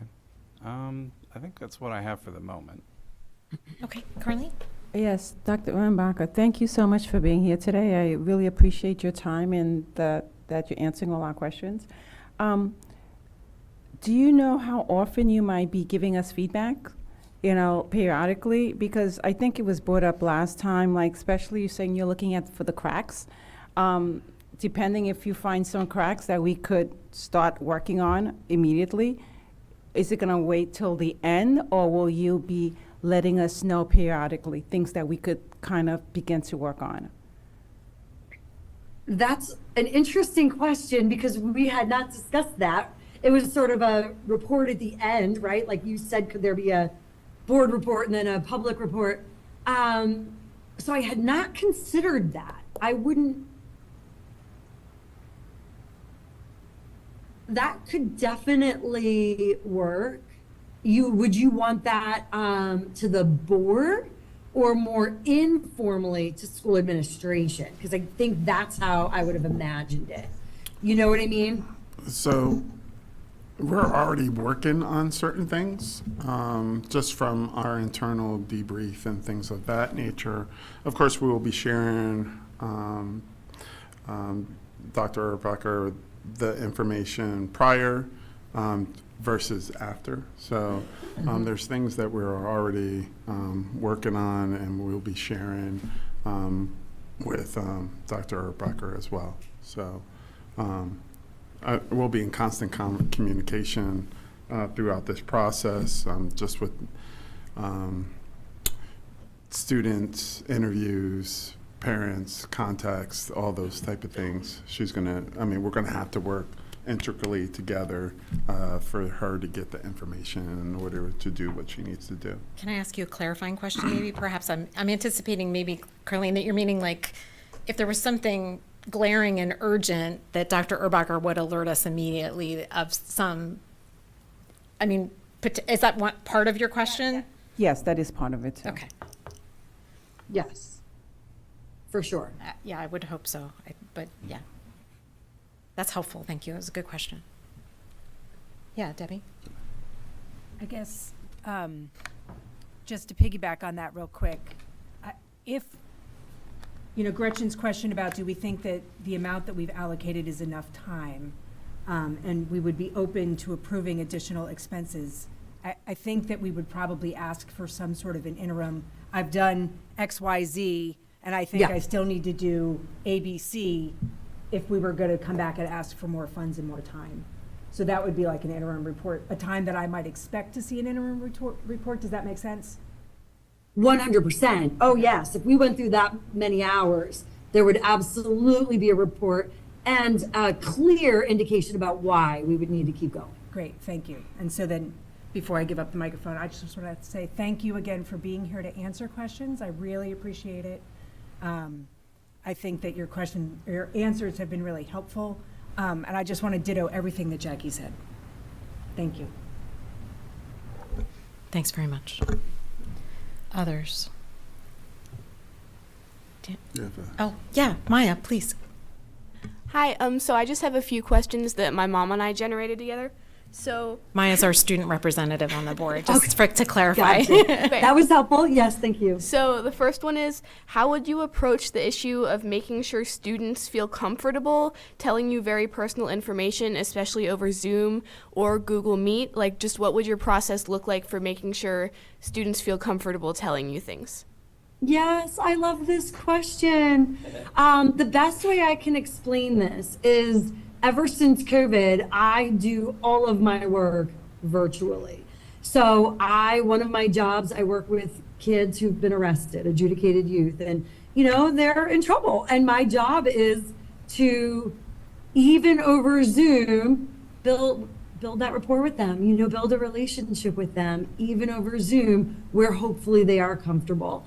It is what I do. And so hopefully that will, same things, right, would transition over to these students. But I always spend a few minutes just getting to know, before we dive into these interviews, you know, getting to know each student and who they are as a person. You know, like someone else said about earlier, you know, in one of the interviews, we're not just robots. Students are not just robots, right? But spending that time getting to know each student a little bit before we dive in, and hopefully that will help. Thank you. So the next question I have is, so especially for older students, would a parent in the room while you interview them be required? I'm concerned that a student might not feel comfortable discussing experiences with you if a parent is in the room in certain cases. Yeah, that's a great question. I think that it, you know, each case will be different. For students who knew the student who passed, that's my biggest worry. You know what I mean? So I'd probably want someone in the room with them. And I think you bring up a great point, that when we are planning the interviews, we can ask them who they'd be comfortable with, whether it's their school counselor or their parent or school psychologist, who that would be. But you're right, it might not be a parent in every case. But I think it's good to have someone, just in case it does bring up a lot of emotions. Okay, so an adult in the room would be required. Is that? I think it's beneficial if the student really said no, and required for just those who lost, like who were very close to this person who passed away. Okay. Because it's so recent. Do you know what I mean? That I would want to make sure they're okay. If someone really didn't want someone in the room, you know, could they meet with a counselor right after? And that might be okay too. Okay. So the next question is, so when you receive sort of your initial information that you'll be basing your report off of, how will you get this? Like, will all of the initial reports you receive be from school administration? I'm just concerned that if all of your initial information is from administration, and a lot of the requests for the review have been from community members, I would want a lot of that information to be from them as well. Yeah, the first thing I get are just plain old policies and procedures. So that comes from the school district board and administration, just what's written down as policy. Do you know what I mean? Yeah. I want policy first, then we can go to the community and here's what the policy says. Is this what we're doing? And that's where we want to start to see if that is matching or not. Okay. And then how would you balance sort of requests from the school administration to take your report one way versus requests from community members to maybe steer your report in a different direction? Yeah, the whole idea here is to be non-biased, right? That's why we do an external review, so that I'm not pulled one direction or the other, you know, that we look at the data. So my method of this is like a qualitative analysis, right? Where we look for trends. So what are teachers saying and students saying versus administration? Because to your point, if the community, the parents, the students, and the teachers are all saying one thing, but administration is saying something different, well, that tells us something, right? So qualitative analysis looks at those trends in all of the statements to help reduce or eliminate that bias. And then my last question is, in your opinion, like even if you wouldn't be doing this analysis, do you think that in order to get a full picture, an analysis of bullying should be included? Like, I know that you might not be able to do it yourself, but Yeah. do you think that that should be inputted? So I'm going to preface this. I don't know the case, so I can't answer specifically in this case, okay? But I will say that if there's a concern with bullying, then it never hurts to do an analysis of bullying prevention programming. I am not an expert in bullying, which is why, you know, I know my area of expertise. It is not that. So I don't want to delve into an area where I'm not an expert. But if there are concerns with bullying, then yes, my suggestion would be that that would be helpful. And you would suggest getting that from another source? From an expert in bullying prevention, Okay. yes. Thank not you. me. Your questions are so well thought out. I appreciate them. Yeah, Thank thanks, you. Maya. Dan. Thank you for the lead in, Maya. I was going to discuss bullying a little bit. As a board, a community and administration, we've talked a lot about a multi-pronged approach to this external review. And I know one of the things that we're going to really start talking about soon is who we're going to use for an external review on bullying. That being said, I know you're going to start doing a lot of these interviews once we, have the vote tonight. If it gets approved, you're going to start working on this quick, right? So there's a possibility when we pick somebody for an external review on bullying that they're going to want to talk to similar students, similar parents, staff. All of your information, even before it comes to the board, can be shared with who we pick for an external review on the bullying, correct? Just so they can compare and contrast notes with what you're hearing and what they're hearing, so we get a better picture of the whole situation, correct? You mean share all of my notes? Like, as you're doing your external review and you're coming up with your conclusions, you're doing interviews. Oh, my conclusions. Yeah, right? yeah, right. So if you're doing interviews with students, and we have person B who also is going to do interview with students to discuss bullying, there's going to be a lot of crossover between your review and their review. What can we do to make sure that you and that person can share information as you're building your reports? Because there's going to be a lot of crossover, right? And I know it's not your expertise, but you're going to hear stories, I'm sure, as you talk to people about potential bullying, so on and so forth. Of course. Yeah, that collaboration would make sense, to set up at times where we could collaborate over Zoom and see where we are. Absolutely. And, if I have information about a student who reported something about bullying and I'm sharing that with him because maybe I didn't interview that student, but that's an appropriate student for him or her to interview. That would make a lot of sense, yes. Okay. I just wanted to make sure we can work in conjunction for this multi-prong approach, because I feel like there's going to be a lot of crossover with that. Right. No, that makes sense. Thanks. Okay. We've heard from most board members. Any board members that have not asked a question thus far? No? Okay. Okay. Question. Yeah. After we hear public comment. After we hear public comment, will you open it back up to the board just in case if something else comes to mind as a question? If that's a desire of the board, that's not a problem. If we can just be cognizant of our full agenda, that would be not a problem for me. Yes, Gretchen. I'm wondering if, some of the things that we asked about and that Dr. Erbacher provided us more information about are not explicitly stated in the contract, but clearly she's expressed willingness to do a lot of the things we've been asking about. I'm just curious, how do we want to, I guess I'm asking the board, do we want to amend the contract to make sure that certain things are included? Do we want to just assume they'll be included because she just told us that? If there's things that people, I don't know that she'll have to do it if it's not in the contract, but I don't know if we want to amend the contract to make sure certain things occur. Like, for example, right now it says student interviews, if any. So that's not guaranteeing that any student interviews, would occur. So that's kind of the amendment process of the contract is kind of where I'm like, are we doing this? Or are we just going to vote on it as is? I'll let others speak in a minute, but I think I'm going to reply. Dr. Erbacher is a professional. This is not the first time she's done a review such as this. She's been very frank that she's going to follow the trail of what comes in front of her, which I think is actually, personally, I feel is key. I think if we lay out a prescriptive approach, that handicaps the person doing the review. That's my personal perspective. I think she's an expert in her field, and we've asked her to take an unbiased approach and to follow her expertise into what is going to be helpful and provide us feedback to improve our systems, and that's the overall end goal. I think we've also in the contract been highly specific in terms of the areas of suicide prevention, assessments, postvention, and a variety, it's articulated in the contract. So I think that is, and we've used the word exhaustive and fair and comprehensive many, many times.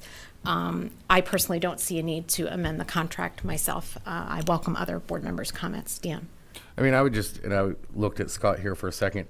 I would imagine, Gretchen, language like that's in the contract because we would need student buy-in. Students would have to say they want to talk to her, right? If she reaches out to 15 students and all of them say no, right, we don't want to necessarily hold her accountable to all the students saying no. So putting, the students are required could be, I think it's just a legality thing. Am I right with that, Scott? That's why it's written that way? I think so, and I couldn't say what Amy said any better than the way Amy said it.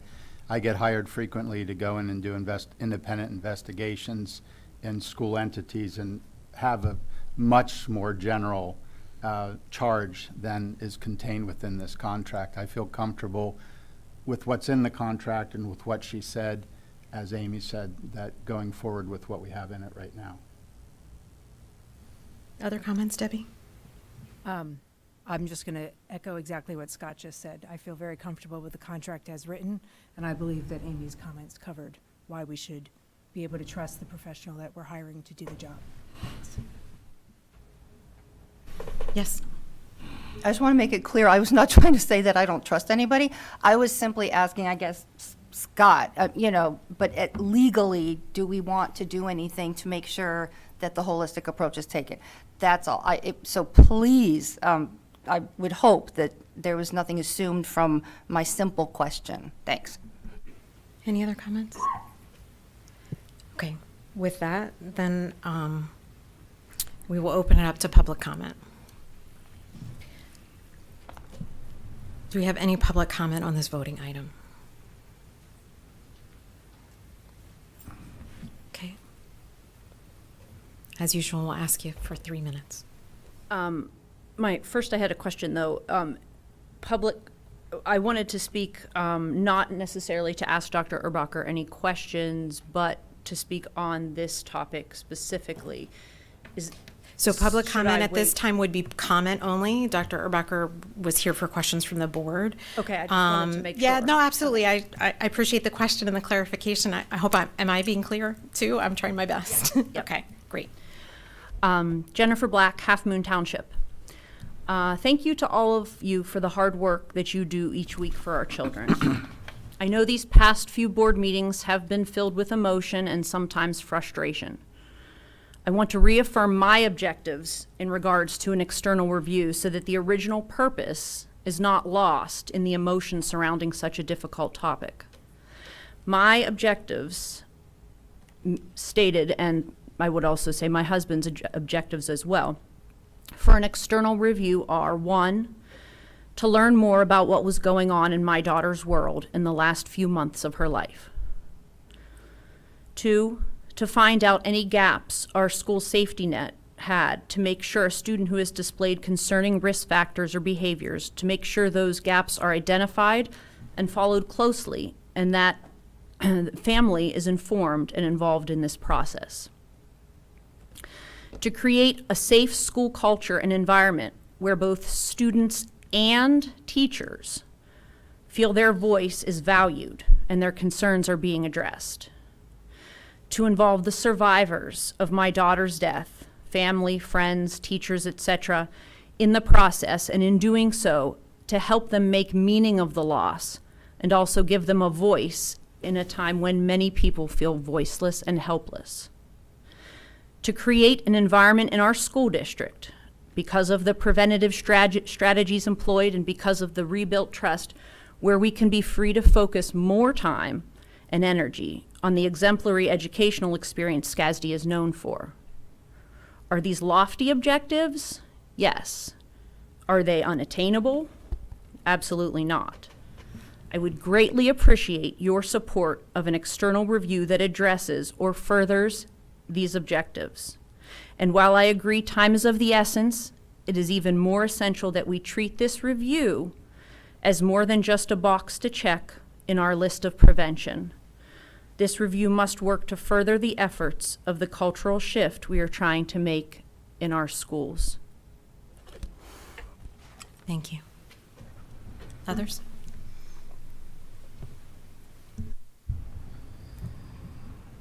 April Vanderveer, Half Moon Township. I just wanted to get up here. I have 4 children in the district. We are new to the district. They are in their 3rd year of school. The first 2 years here, all 3 of my school-age children dealt with bullying. It is an issue.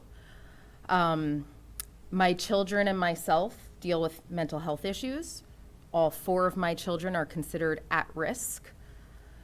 And I myself am a 5-time suicide survivor. So my first experience being as a middle school age student when my friend and peer died by suicide. I think it is very important moving forward with this contract that you take into account making sure, and I personally have always been told to get everything in a contract in writing that you want included, that the students, families, everyone is interviewed properly, that bullying is taken into account, and that you are willing to move forward with this to take into account any negligence, accountability by anybody or any procedures to make sure that other parents like myself who have at-risk kids are not terrified for the rest of their time here in the school district, that these issues are not taken seriously and remedied. Thank you. Thank you. Others for public comment? Yes.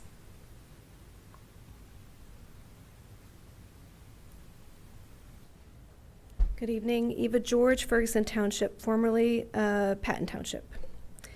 First of all, thank you for noting that community voice is welcome in this matter. Cultural shift begins with people. I'm here once again in support of Jen Black and the initiative to have an external review of the school's process. I made these comments before all of the discussion tonight, which I greatly appreciate. We must protect the growth of our children when they're in need of assistance with mental health and other factors such as bullying at their most vulnerable moments. Further, I am here once again to stand as an adult whose middle school friend took their own life. I'm advocating for student and family voices to be both sought out and well heard during this external review, and it sounds like they will. When students are told not to talk about something by someone they perceive to have power over them, it can be both harmful presently and later in life. I may not be an expert in grief, but I have experienced childhood grief, and it is a terrible burden to carry without talking to someone. Correlation, such as bullying, can exist without causality. And this is what we must investigate to promote as families and partners a positive school environment that our children deserve. Student voices and qualitative study can only serve to improve school culture. I will state again that it is imperative that the adults these students are seeking assistance from act with respect and offer dignity and a caring spirit to our children, and if they cannot, it is imperative that our administration take full measures to ensure actionable accountability. I appreciate the union presence here tonight and their comments. I come from a background in the IBEW as both a participant and in the union and as a manager in that union, and then teaching in a public school union. But there is no union who can guarantee career-long employment, nor should it, when our children's safety and ability to learn well is at stake. I don't say that to be incendiary.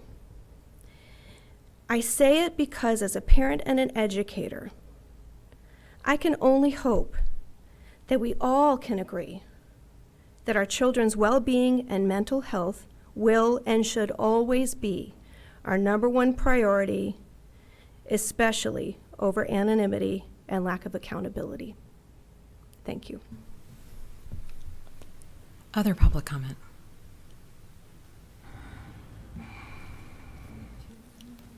Okay, thanks for the heads up. Shoshanik Makarian, Patton Township.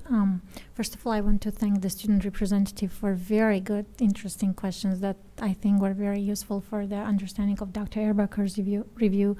And also, I want to thank the district for increasing the amount of money to allocate to this research. But after listening to Dr. Erbacher, I still am left with a few questions that I want to pose to the board. Dr. Ehrbacher's research still too much is procedure focused. She starts with the procedure. She's looking in gaps coming from the procedure and doing remotely focus groups. I've never seen such a concept, and I would like to know methodologically how that is even possible. Doing remotely in-depth interviews with students who are not willing to talk is already an indication that these students are withholding something or do not feel comfortable coming forward and talking, especially in such a sensitive topic. And the very fact that some of you mentioned you have done qualitative interviews and analysis, and there are students who do not talk, the very fact that they do not want to talk is an indication that there is something they feel uncomfortable talking. And remotely through Zoom, I never understand as a sociologist how methodologically we are trying to unfold and understand why is it that they are refusing to talk. Because this is where the true reform would be based on. The third question I want to pose to Dr. Ehrbacher and to you, students who do not talk, students who do not use mental services, but perhaps want to, that category of student body will completely be missed from this review. Because she's starting from those who are using the mental services. And those who come forward are much more courageous to talk about their problems. Those who are left behind are the ones we always miss. So a true review would start not from the procedures, but going through the student body to understand what mental service expectations they have. What is it that they are looking for? This is the experiences that we parents, I do not have children who need mental health services, but I'm a concerned parent who wants to know that peers, friends of my kids, are in healthy environment. That's why I am here today. And to not miss the needs of these students, we need to understand what they are experiencing, what they are expecting from mental health services. And that's why having grounded qualitative research is important. And perhaps if Dr. Ehrbacher, with all due respect to her, with all due respect to her experience, is not able to come and do that research here, we do not want psychological autopsy. We want qualitative data gathering based on student experiences so that we can have a true reform, truly understand what is it that we are not even capturing coming from her perspective of looking at the issue. She's looking from the procedures perspective. May I have We have a lot of people here for public comment, and you've spoken once already, so I think we're going to have to stick to 3 minutes. Thank you. Others available for public comment? And I think we have 2 people online, so sure, Karen, and then we're going to go to some of the people waiting online. So Karen Marvasti, I'm Patton Township. Just have one comment about the research because I'm also a sociologist. So something occurred to me listening to the conversation so far, and that is what Dr. Erbach is proposing in terms of her methodology is more of a interview, style of research. Since I've been hearing about the external review and thinking about how it could unfold, I envision it sort of more as an ethnography or an ethnographic study of the schools. Because it seems to me that the person that does the external review or the entity that does it needs to be in the school to catch really the culture of what the school is like.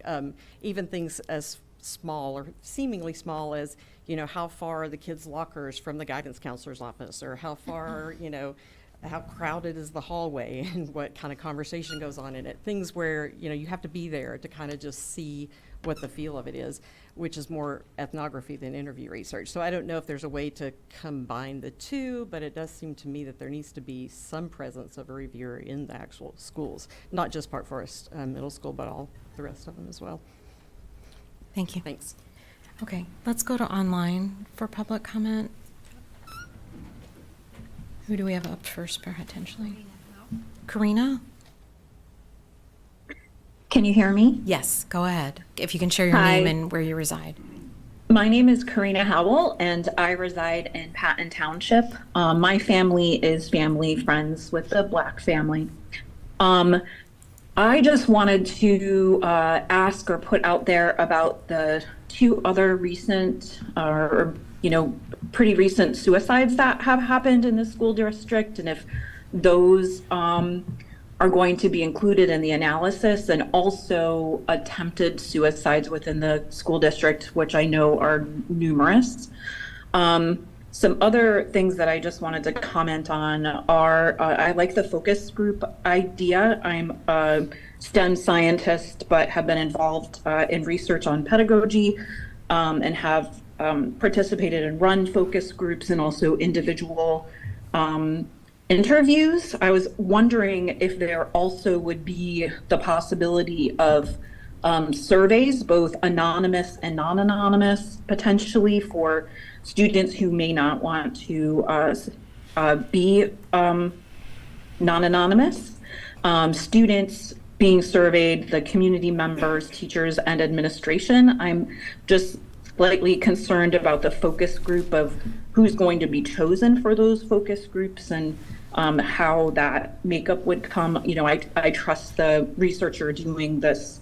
You know, she has a lot of experience with it, but I just wanted to know if there were going to be any surveys. That's all I had. Thank you. Thank you.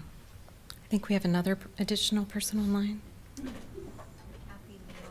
Kathy, did you want to go ahead? If you can share your full name and where you reside in the district. You might need to unmute yourself. Can't hear you quite yet. She put her hand down? Mm-hmm. Okay. Do we have any others online? She's back. She's back. All right. Do you want to try again, Kathy? She's muted. I think, There. there you go. I hear you. It wouldn't let me unmute. No worries. Kathy Lenardi, former resident of both Half Moon and Ferguson Township. And, you know, I really applaud you guys for doing this review. And I just had a question. I don't know if the doctor can answer it or not, but what her experience has been with focus groups done virtually, since usually with focus groups, having a moderator in the room is helpful, and whether she works with anyone to kind of dual facilitate those. That was my only question. Okay. Thanks for your comment. Do you have any others here in person for public comment? Okay. As requested, I'm going to open it back up to board members. Yes, Gretchen. I had actually been thinking this question, but then I think one of the public comments was it as well. So my question is a very specific question to Dr. Ehrbacher.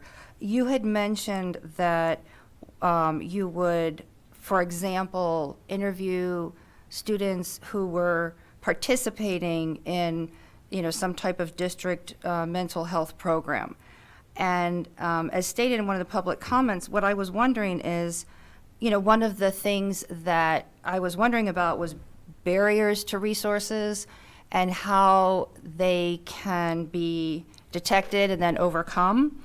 And so how do you, in a review like this, how do you find the students who you can't interview because they're in the programs, because they're not in the programs, for whatever reason? How do you find them in order to interview them or find out what their thoughts are or experiences are, for example, why they're not participating in such a program?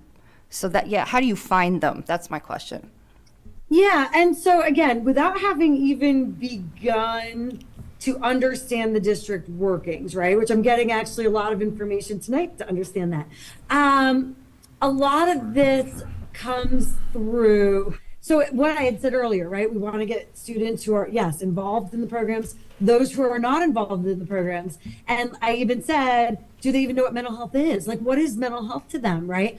So sometimes what we do is we work through health classes or, you know, a class that everybody has. And, you know, can we do, whether the teacher asks the questions or we do an online survey, you know, how do we collect that? But we want as much of a variety of information as we can. So it's really going to vary in terms of how we get those students. But like I said, we want to mix. We want to mix throughout the grades. We want a mix of athletes and non-athletes, those who are involved in clubs, not involved in clubs, those who use the services and those who don't. And it is 100% true. I wish I could be there. And some of this and someone mentioned ethnographic studies. You know, some of this would certainly be easier because I do have to rely on administration to get me set up with a lot of these students. So, you know, I agree that that is not optimal, and I wish I was closer.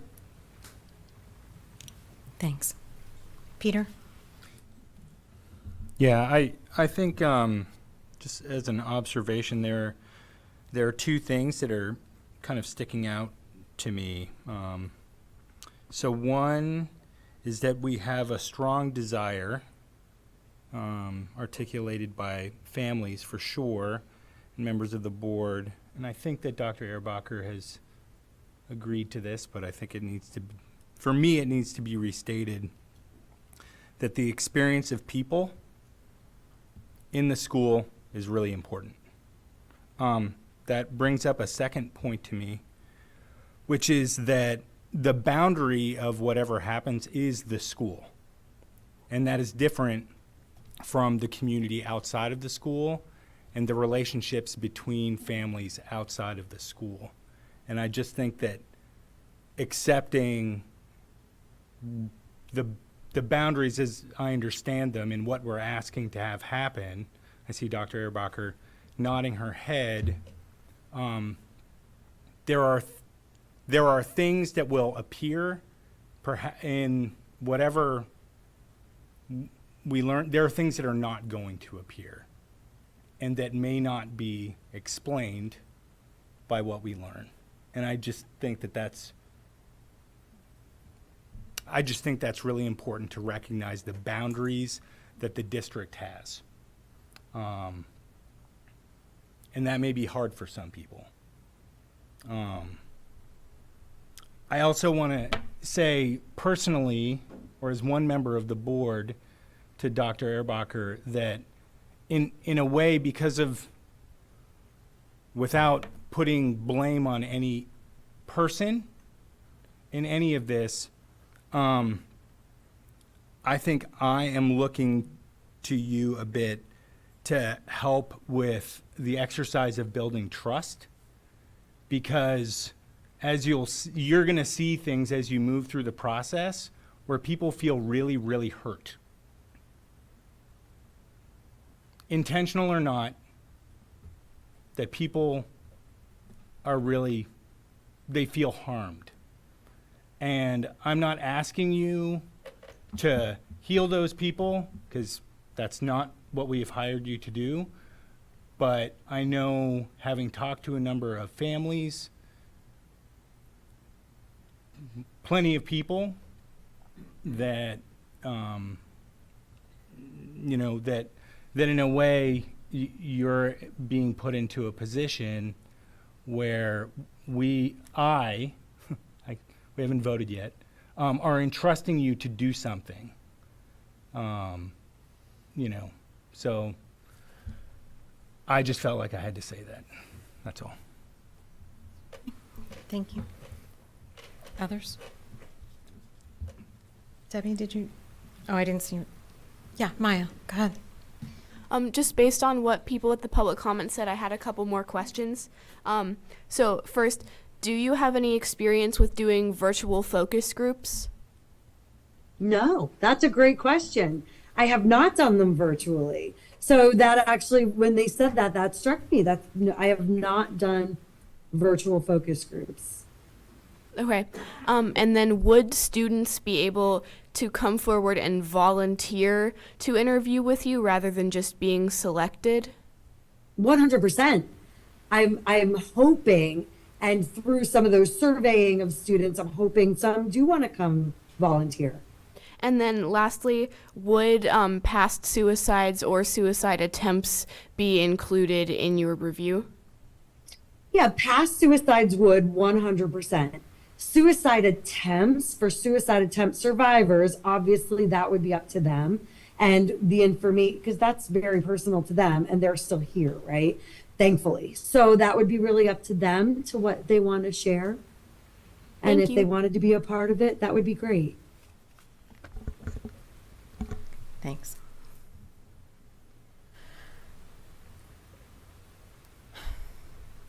I've made few comments, so you're going to have to indulge me one last comment, Dr. Erbacher, and since it seems I think everybody else has completed. I think this is a really delicate endeavor that we're embarking on. I'm very proud of our administration for embracing this and our community for the desire to see us improve and do better. To Jackie's comments earlier, this entire experience, what I have seen is a variety of different stakeholder groups feel an enormous sense of tragedy and desire to do all that we can to protect our students. I think that that's a community effort, and the school is part of that community. And so we have to play our role in doing all we can to improve our systems and the things we work through. But to Peter's point, there are boundaries to what the district manages and handles and what is a larger part of our society and our community as a whole, and what parts those play in this whole process. So I'm very supportive to do what we can to look at our systems and our procedures and our policies and the things we're doing and look at them in an organic way through an outside lens, which is what Dr. Erbacher is offering to do for us. As always, aside from this particular review process, we continue to search for partners in our community to provide resources to our students and families. We know that that's critical. And it's just not something the school can do alone. And that's true in every community in our country. We place a lot of responsibility on schools as a society to be the safety net for a huge number of societal issues and problems. And our staff in this particular district scramble and work really hard to plug all of those holes in our societal safety nets. And there are a lot of them. And I'm committed to doing what we can here as elected officials for our school district, but we also need to turn to other elected officials and other government agencies to also fulfill their parts in serving these roles. And that includes funding our local districts to try and meet those needs, as well as funding our county. Dr. Erbacher mentioned working with the county. Our county is struggling mightily right now. I have connections with leadership there as well, and the funding that they receive is inadequate. Their ability to attract providers is inadequate. Their ability to provide inpatient and transitional patient care is also very, very difficult, and they've had their own tragedies throughout the county. And so this is a big issue for all of us to tackle. So I'm very supportive to approve this contract and have Dr. Erbacher help us do what we can. And continue to look to what other opportunities we have to support our students as best we possibly can. And with that, I'll shut up and turn it over to someone else. Did you want to make a comment before you vote? Yes, before we vote, and because of what occurred with this external review for this, I'm wondering if I can get direction as far as the bullying. As I mentioned previous, that I was talking to a superintendent from the Bellefonte School District about a person that is doing a bullying investigation at their school district and helping them with bullying prevention. I was able to attend that call. But before I bring anyone forth, I wanted to make sure that that's something that you want me to do as the superintendent, or if you wanted to do an RFP for that situation. I just needed a little direction, especially if you want this person, Terry, to work in tandem with them. If we wait for the RFP and that sort of thing, then we would have to, there would be a longer process for that to take place. So I'm just, before we close out on this subject here. I think that's a valid question. I wouldn't certainly want to delay Dr. Erbacher's work solely in order to have collaboration happen at the same time. I don't know that that's necessarily required, and I see some nodding as well. So, but I think it's a very important, valid question. We would have an opportunity to potentially look at this individual who I believe you said was integral in working in New Jersey's policies, Yes, the state's policy, which was pretty groundbreaking nationally, I believe. The person that I'm referring to as a researcher from Nebraska that has a bullying prevention program. That's her focus. She does suicide reviews surrounding bullying. She's just completing one that she's doing in New York City. And she's also a Penn State grad and is willing to come here to do student focus groups in person. So I'm willing to, me and Jonathan are willing to put together a proposal to bring forth to the board the next board meeting for you to review and approve if necessary. Yes, please. Yes. Yes, Peter? Could you get a work sample or a testimonial or something along with that, just so that we have some... Like a recommendation from someone they've worked with? Yep. That would be really helpful. It's an understandable request. Okay, so I'm gauging majority support, strong support to look at that straight from administration. Okay, excellent. I appreciate that willingness. With that, I think we have wrapped up this item and we are prepared for voting. Before I initiate voting, is there a request for a roll call vote? Because I don't want to start and have to come back to that. Okay, if not, then we'll do our standard procedure. Board members, those in favor of agenda item 5A, please say aye. Aye. Those opposed? All right, that item has passed.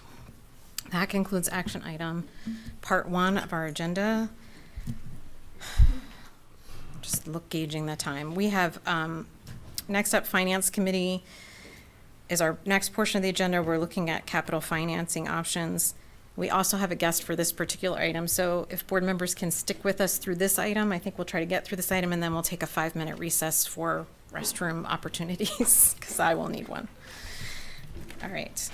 So we have a Finance Committee update with capital financing options for the Mount Nittany Elementary and Park Forest Middle School projects. Mr. Brown and Mr. Vigileone are here to provide this overview. Thank you for everyone who joined us this evening. Good evening. We will start in just a second, but while Randy's getting the PowerPoint ready, I will introduce the topic and then introduce Mr. Beckett. Starting out on the memo, just real quickly, we brought up the last 3 board meetings that we had discussed the topics of financing and how we're going to afford or pay for the 2 projects coming forward at Mount Nittany Elementary and Park Forest Middle School. We have brought scenarios forward and bring a couple new ones forward tonight. The one that is going to be recommended will use about $35 million worth of capital reserve funds, which have been accrued over the years to help finance and help deal with the borrowings. This will lead to the onboarding of about $120 million in debt, and Tom will get into that in a little more detail. We have shown in the next couple pages a couple charts in terms of what the debt service would look like over the length of the option that is recommended, as well as some of the advantages of the option being recommended. The final aspect of this was the capacity issue, which was discussed at the February 5th meeting. As you're onboarding, $120 million of new debt, you can't expect to keep the debt service at the exact same level as to what it was, because the 2020 2018 dollars are not buying as much as 2024 2025 dollars are. And then from there, we will just go through and answer any questions you may have. So, Tom, if you... Great. Nice to see you again. Welcome. Thank you for joining us and your patience tonight. It's this isn't as important as what I heard before, so. Thank you, I appreciate that thought. Working with primarily Joe and Randy, we've, as we did in the past, evaluated multiple financing options. We're up to about 15 different scenarios at this point in time. They tend to differ by the timing of when you issue bonds or loans. They differ by the ultimate term and the structure of the amortization, the pace at which you pay back principal. The other big variable is how much cash you apply from different sources to reduce the ultimate amount of borrowing. The district has a significantly large capital reserve fund. That capital reserve fund, at some level, supports the district's bond rating. So the trick here is to use those funds to reduce the amount of debt you have, but not impact your bond rating. So we were working through over the past several months a lot of different iterations of those three things. We've come up with something that we think works, that kind of is a real blend between allocating the costs to this generation of students and parents and taxpayers, and future students, parents, and taxpayers. So that's the balance we're trying to do here. And it's really an iterative process, and it's really all about the preferences of your community ultimately, and how much you want to budget for paying back capital costs over time. All these, a bunch of these different things are driven by external and internal factors, but primarily what we're looking at is the interest rate outlook. We don't guess on interest rates. I don't guess on interest rates. My philosophy is borrow when you're ready to borrow, and don't borrow if you don't need to borrow. And rates will take care of themselves. We have opportunities down the road to refund bonds periodically when rates are lower than when we issued them, and the district has a policy for assessing when to take that opportunity. Go ahead, next one. I'm not going to go in detail about all these different things here, but some of these bolded items are definitional terms that you'll hear me throw out there. And if I say one and it doesn't click and you don't recall it, just let me know. The biggest issue here for common assumptions is our project costs and timing.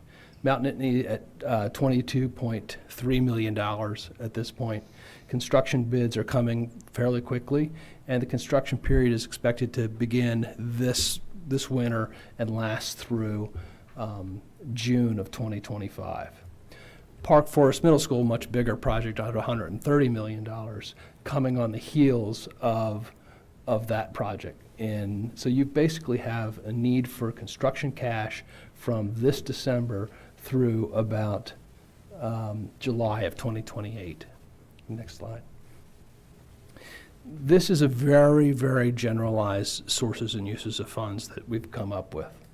And it shows, as Joe pointed out, $120 million of financing for both projects, assuming about a $33 million application of capital reserve funds.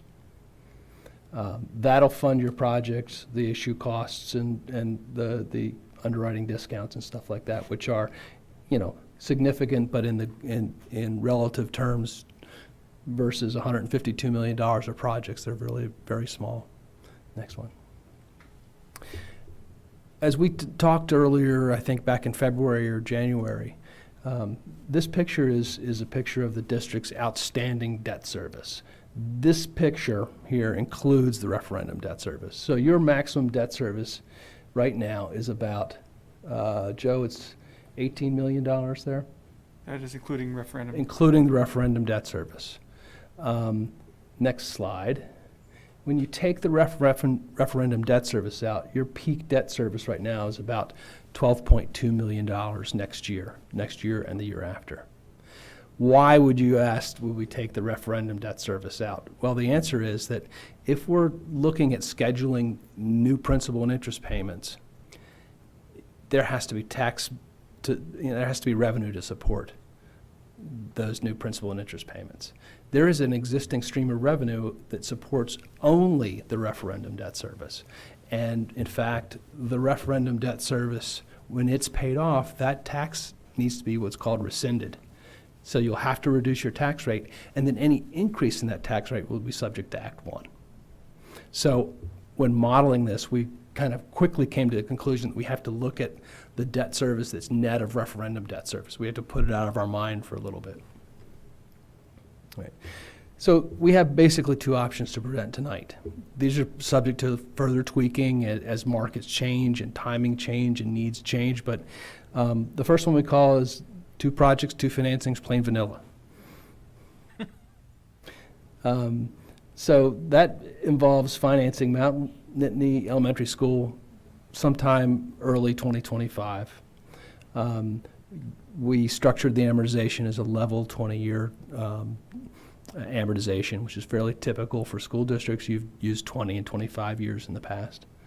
The second one would be a series of 2026 bonds that would be issued in 2026, and we would do what's called a wraparound. We would structure the amortization of those bonds to be delayed.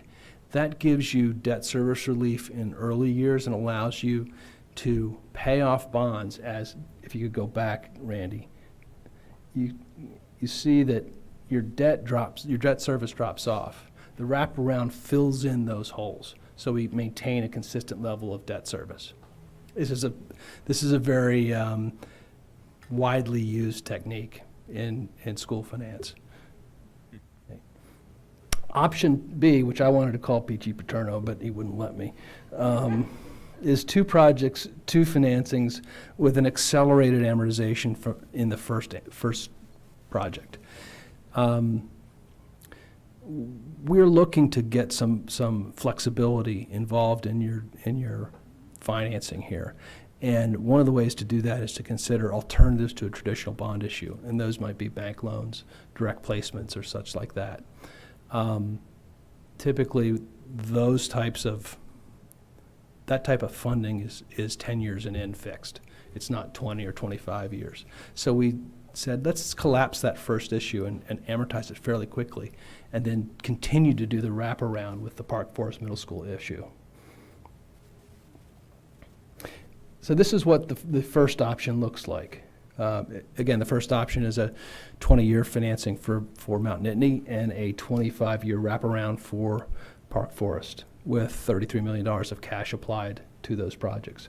You get peak debt service of $16.6 million before it comes down and stabilizes at $14.1 million. That peak is an artifact of where your debt service is right now, not the new financing. The second option shows what we do if we, in that light blue color in there is showing how we rapidly amortize the financing for Mount Nittany Elementary.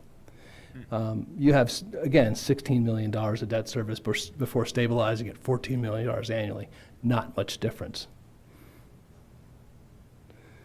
So what is the difference? I think the only difference is you have additional flexibility in the second option.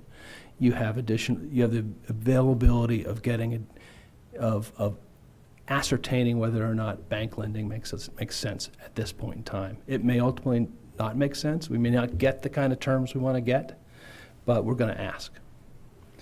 And it doesn't cost you significantly to do that. So, and we'll make these decisions as the project matures, as we get closer to that issuance date, and we get more feedback from both the bond markets, which are rallying in your favor right now, as well as the bank lending markets. The other couple of things to keep in mind while we're financing this next very large chunk of money is that the district will have opportunities to refund a bunch of bonds issued in 2015, 17, 18, and 19. These are entirely dependent upon where interest rates are at the time at which the call date comes up. The district may have an opportunity to refund the referendum bonds sooner than that. And I'll work with Randy and Joe to figure out when is an appropriate time to bring that for your consideration. And I think we should set minimum savings targets. This shows you where the nearest thing to the Dow Jones Industrial Average for municipal bonds is in terms of interest rates. It was fractional back in the early days of the pandemic, and since then has increased to about 3.5%, 3.6% until reducing significantly from here.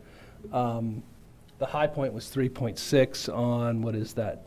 January or October of 23. October of 23, and today's rate is about 2.6%.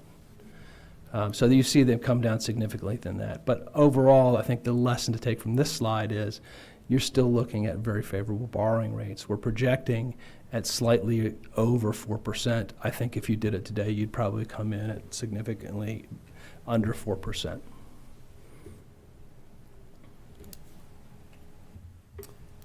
So at this point, our next stages are to continue to work with Tom on revising the option B plan, continue to monitor the flexibility available in that plan and the opportunities that we have. And then we'll come forward to you once obviously bids have been accepted and we know that we have a cash need. We're also continuing to monitor the possibility of refunding the referendum debt. And finally, keeping in mind that we also have the availability of the IRA funding for both projects, hopefully. And so we'll be monitoring that impact as well. But I think that one of the things that I really want everyone to take away from tonight is we have worked very hard as a district to build up the capital reserves that we have accrued. And they're going to be very important, and as you'll see, they're going to be very necessary to be able to take on the Park Forest project as well as now this Mount Nittany project, and help us to sustain additional district-wide facility master plan funding. But we have to also spend them very judiciously and planfully, and so those are also factors that we're taking into account. Great, thanks, Randy.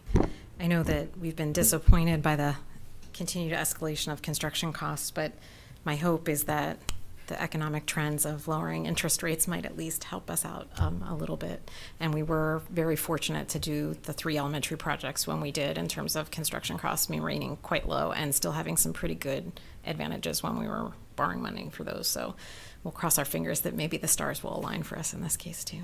Questions from board members? Gretchen? Yeah, I had a question. So, thank you. This was super helpful. I mean, I read it, but it's even clearer now. But yeah, I just had a question. So you mentioned that, you said, I recommend borrow if you need to, don't borrow if you don't need to.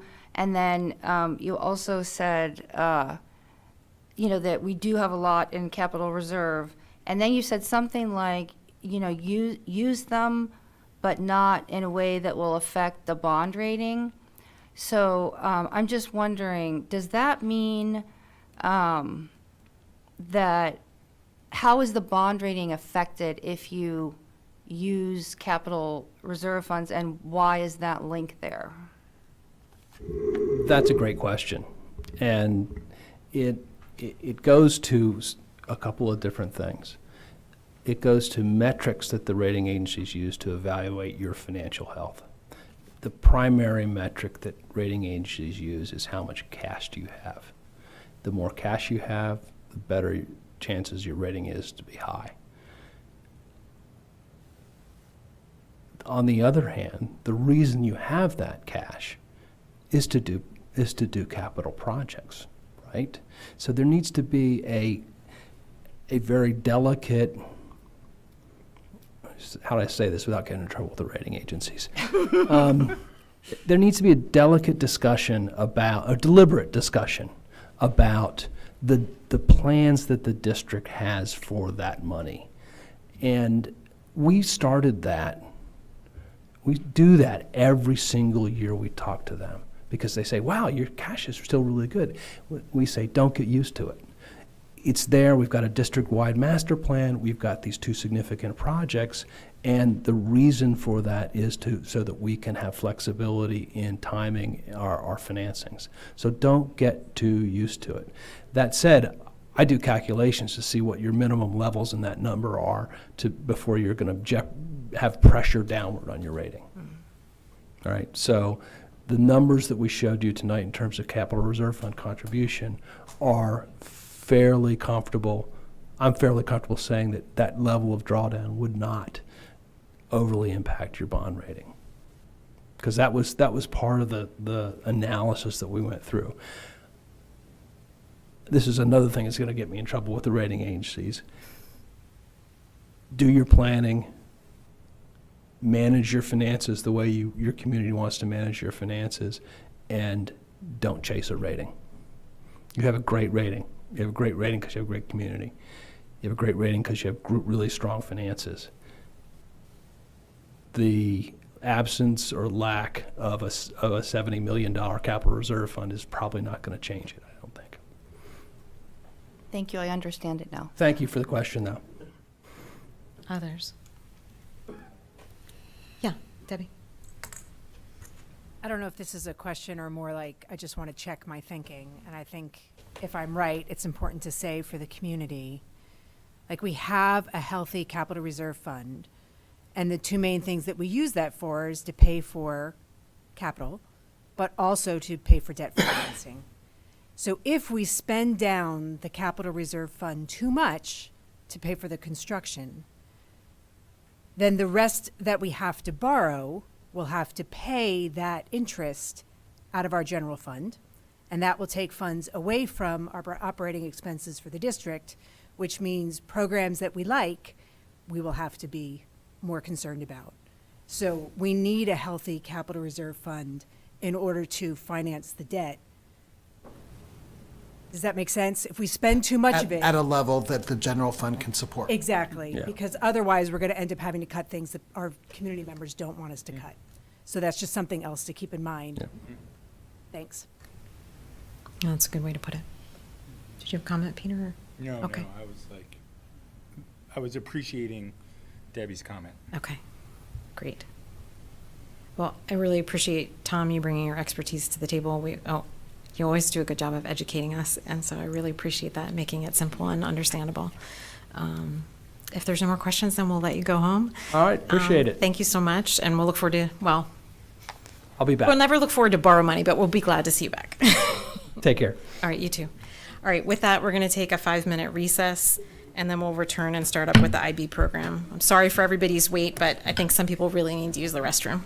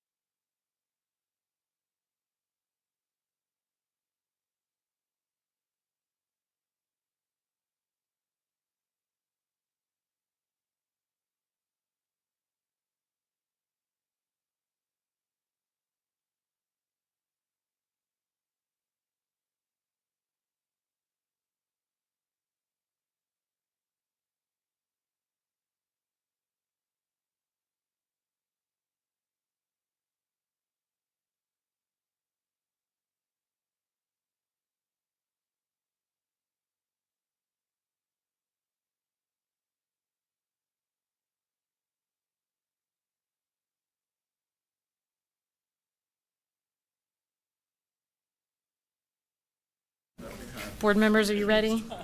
All right. Community, we're going to get started again. CNET looks to be ready. All right. Thank you. I'm going to reconvene the September 30th, 2024 Committee of the Whole, State College Area School District Board of Directors meeting. I said it right that time. And we're going to restart up with Culture, Climate, and Learning Committee with a IB program review. So we've got Jonathan Bucher and some guests to share with us. Thank you very much. So this evening with me I have Mrs. Laura Tobias, high school principal, Mrs. Jackie Saylor, assistant director of curriculum instruction, and Mr. Brett Wilson, high school associate principal. They're with me tonight this evening. So over the last several months, the administration has completed a review of the International Baccalaureate program. The review process analyzed enrollment trends, IB diploma completion rates, a la carte enrollment, and fees paid to the International Baccalaureate. So I'm going to be going through the memo as far as what our information we were able to collect since pretty much 2020. So the enrollment trends for students completing the IB program have fluctuated over the last 5 years. So we had students enrolled, referring to the memo in 2020, 12, and 12 students completed the program. 21, 22, 9 enrolled, and 8 students completed with a diploma. 22, 23, 11 students enrolled, and 8 students completed. 23, 24, 14 enrolled, 13 completed with a diploma. And this current school year, we have currently 9 that are currently enrolled as we move through the end of the year. As far as class size, another area that we looked at, as you may know, each year the administration brings to you a request under Board Policy 126, class size. We would request exemptions from this board to offer courses that are fewer than 12 students enrolled in a course. For the 24-25 school year, 21 of the 39 IB courses were approved by the school board to be offered with fewer than 12 students. For a frame of reference, 40 total courses were approved to be offered with fewer than 12 students in the entire high school. Looking at a la carte courses for students that take the courses, IB courses that are not enrolled in the diploma program, the enrollment has increased steadily over time from 1920 to 35 students, followed by 55 the following year, 52 after that, 22, 23, 130, there was a jump, and another jump in 23, 24 to 219. In 24, 25, our current school year, 234 students of the approximate 2,400 students at State High. So the growth of the a la carte enrollment for single courses is a result of changes made to course titles. For example, we changed Advanced World Religions and Advanced English. Both became IB courses. As a result, we see an increase in the number of students enrolled in individual courses. We are not seeing a corresponding increase in the number of IB diploma program students. Another area that we looked at were fees paid to the International Baccalaureate and associated costs. Looking at annual fees paid to the IB, $16,000 annually. IB teacher, team leader pay with benefits is $8,000 per year. The range of annual teacher training and expenses there is a range because the number of students within a year and location and style of training, $900 to $6,000 per year. Cost of replacing IB textbooks on a multi-year cycle, $22,000. The 24 current school year, 25 current school year IB budget is $93,702, and total expenses per year is $85,000 and change.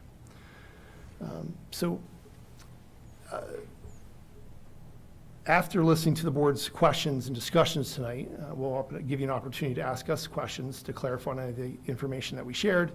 We'll be presenting a recommendation to the board at a future meeting.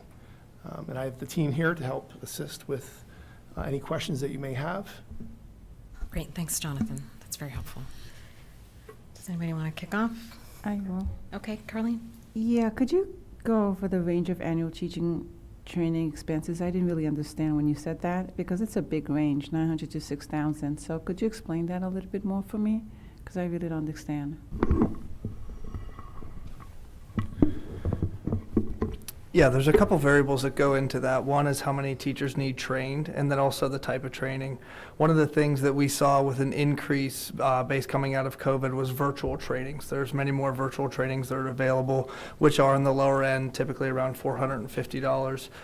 The higher end would be when we had more teachers traveling to areas. And also the trainings kind of depend on the cycle of the courses as well. And when that course hits that cycle, those teachers would need trained also. So it kind of varies on the number and also the types of training that are being offered. The virtual training, like, is that done now because it was during COVID, or? No, that's a trend that's continued. So They have both. They have yes, they the have both. in-person. Does it vary by the subject material? It depends on the subject and kind of where the course itself is within its process. So if have a new teacher and a course is about to be reevaluated, there would be less trainings then because that course may be adjusted. But if it's a course within the first couple years, there'd be more offerings there. But there has been the same number of virtual trainings since COVID. They have not reduced. Can I sort of piggyback on that really quickly? Would that bucket still, like, say we've had turnover on some places where we've had, since the program's been around for several years, where we have a new teacher come in and need to be like fully trained, which I know is different than the upkeep of training. Would that 900 to 6,000 bucket still potentially cover, like, if we had a new teacher that had to be started up in IB, or is that kind of a different realm? I think that would Does my encompass. question make sense? Yes, that would encompass that as well. Okay. I thought it would, but I wanted to clarify. Okay, so sorry. No, this is a piggyback question onto that. So is this, like, these trainings are, it's my correct me if I'm wrong, but these trainings are similar to the ones that are offered for teachers of AP courses as well, right? So AP teachers also go through trainings that are similar and of the same price? AP teachers can go through AP trainings. Okay. And many of those are offered. When we try to send teachers for AP trainings, those typically are in Pennsylvania. They're often offered by IUs, that type of thing. One of the differences is that the AP prefers and likes teachers to have training to teach a course. The IB requires it. So that's a difference. Okay, thank you. Mm-hmm. Go ahead. Where are we within, because you talked about a cycle in training. Does the cycle in training correspond to the 5-year cycle for IB textbooks? A course is going to go through 7 years, and it gets re-evaluated to see if they make any changes to the curriculum and that sort of thing. So in that time period, they may add additional resources, but there's not a lot of change to that course until it's up for the review. Where are we in the 5-year cycle right now? All of the courses are on a different schedule. Okay. Right. Got that, thanks. Makes sense. We might as well stick on the side. Go ahead, Aaron. Yeah, just to piggyback now. Looking at the degree data itself, the students enrolled in the diploma program, obviously the numbers aren't that high. I wonder if you could just talk about what do you see as the biggest challenges to getting that number up? Because it seems, and what efforts have been done? Because I'm not familiar with how you've marketed it, for instance. Yeah, the degree program, what's interesting with IB is it starts in 11th grade. So one of the things is putting a program like that in a school district that already has a very strong foundation in AP.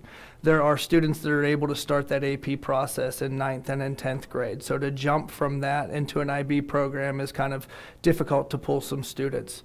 The curriculum that is required there is a set number of curriculum. You have to take a certain number of higher level and standard level courses. So it dictates your schedule. So one of the things that we pride ourselves on here that also kind of plays against that is the variety of courses that we're able to offer, the electives and that things that students can take. Sometimes those are set in certain blocks as well.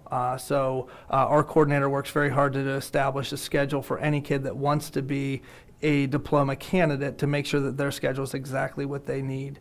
So because we offer so much of a variety would probably be the easiest answer. But really, it's also that starting out at 11th and 12th grade year with the program. Just a simple clarification.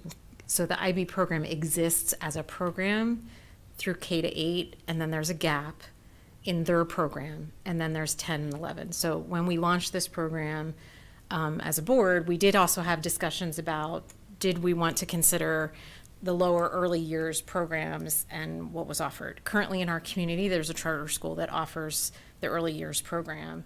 Elsewhere, in our district, we do not offer that. We only offer the last 2 years of the diploma, last 11th and 12th grade, which is the diploma program. So there's, so to Brett's point, there's a gap. Then there's always a gap for all IB students in that, in our district, or at least in our community, there's a gap there in terms of what's available that's strictly part of the IB program. And what we offer as a district is solely the diploma program, which is 11 and 12. But then you also had a question about how it's been promoted within the district. So I didn't want to cut you off, but I wanted to make sure we were all clear on that part of the IB system. It's something that our coordinator and teachers go through departments and really talk about the kind of unique style of learning, and a lot of what you heard earlier this evening from students, just kind of promoting if that is a student's style of learning that they tend to learn better from, or they like to engage in that inquiry base, that deep dive into content compared to maybe just a surface level. So going into 10th grade classes, talking with departments, trying to promote those types of courses. And didn't we do some middle school outreach recently? We had talked about doing that as well. I would say too, our coordinator is always meeting with students and families. Over the summer, she'll meet with families who email her and express an interest in the IB program, so she's very proactive in doing that. And as Amy was talking about, some of the IB programming that comes earlier, there are much tighter criteria and restrictions around some of those earlier years programs than around the diploma program for 11th and 12th graders. So yeah, I think a lot of, when we explored it, a lot of districts that operate, public school districts that offer that, it's often like a standalone, like some big inner city districts have like a Montessori school, and then they may also have an IB elementary school. Their middle years program is like a whole school yeah. program. It's not something that students can just choose parts of. Yeah. If I could just to follow up, what would be, if you were looking at the students enrolled in the actual diploma program, maybe you could clarify for me, what level were you hoping to get to if this is on the low end? And maybe what were we expecting when we started? And so how much have we fallen short in that regard? I think that of the people sitting here, no one was here on the initial start, and I don't think there ever was a target goal. So looking at, do you focus on diploma students and trying to get that diploma program off the ground? In the past couple of years, we've been looking at the a la carte program. Let's get as many students access to this as possible, and some of the changes that Dr. Bucher talked about that we've done in social studies with the world religion course that we did in the English courses had a big boost in that a la carte piece, just trying to get numbers up there as well. So we've been never given a target, but it's also just trying to make sure that the student interest is there and really the understanding of what the course or the entire program can offer kids and families and teachers. My reading of especially the a la carte numbers is it seems that as students became aware of the option, there were many more students who sort of took it upon themselves to explore that, even though the diploma program sounds much more rigorous and much harder to do. But I think that sort of goes back to the point that this is something of an alternative style of learning and teaching, but it seems like a lot of kids have found that they learn well in that setting, and maybe they didn't know that going in, or maybe it's something that they sort of pick up as they go through it. If that's so, I guess I would wonder, how do you make sure, regardless of the future of the IB program and the classes that are offered, how do you make sure that opportunity to learn in that style continues?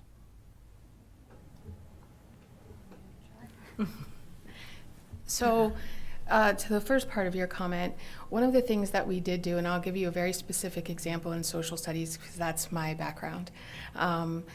We piloted a course called Advanced World Religions in the year before we officially adopted IB.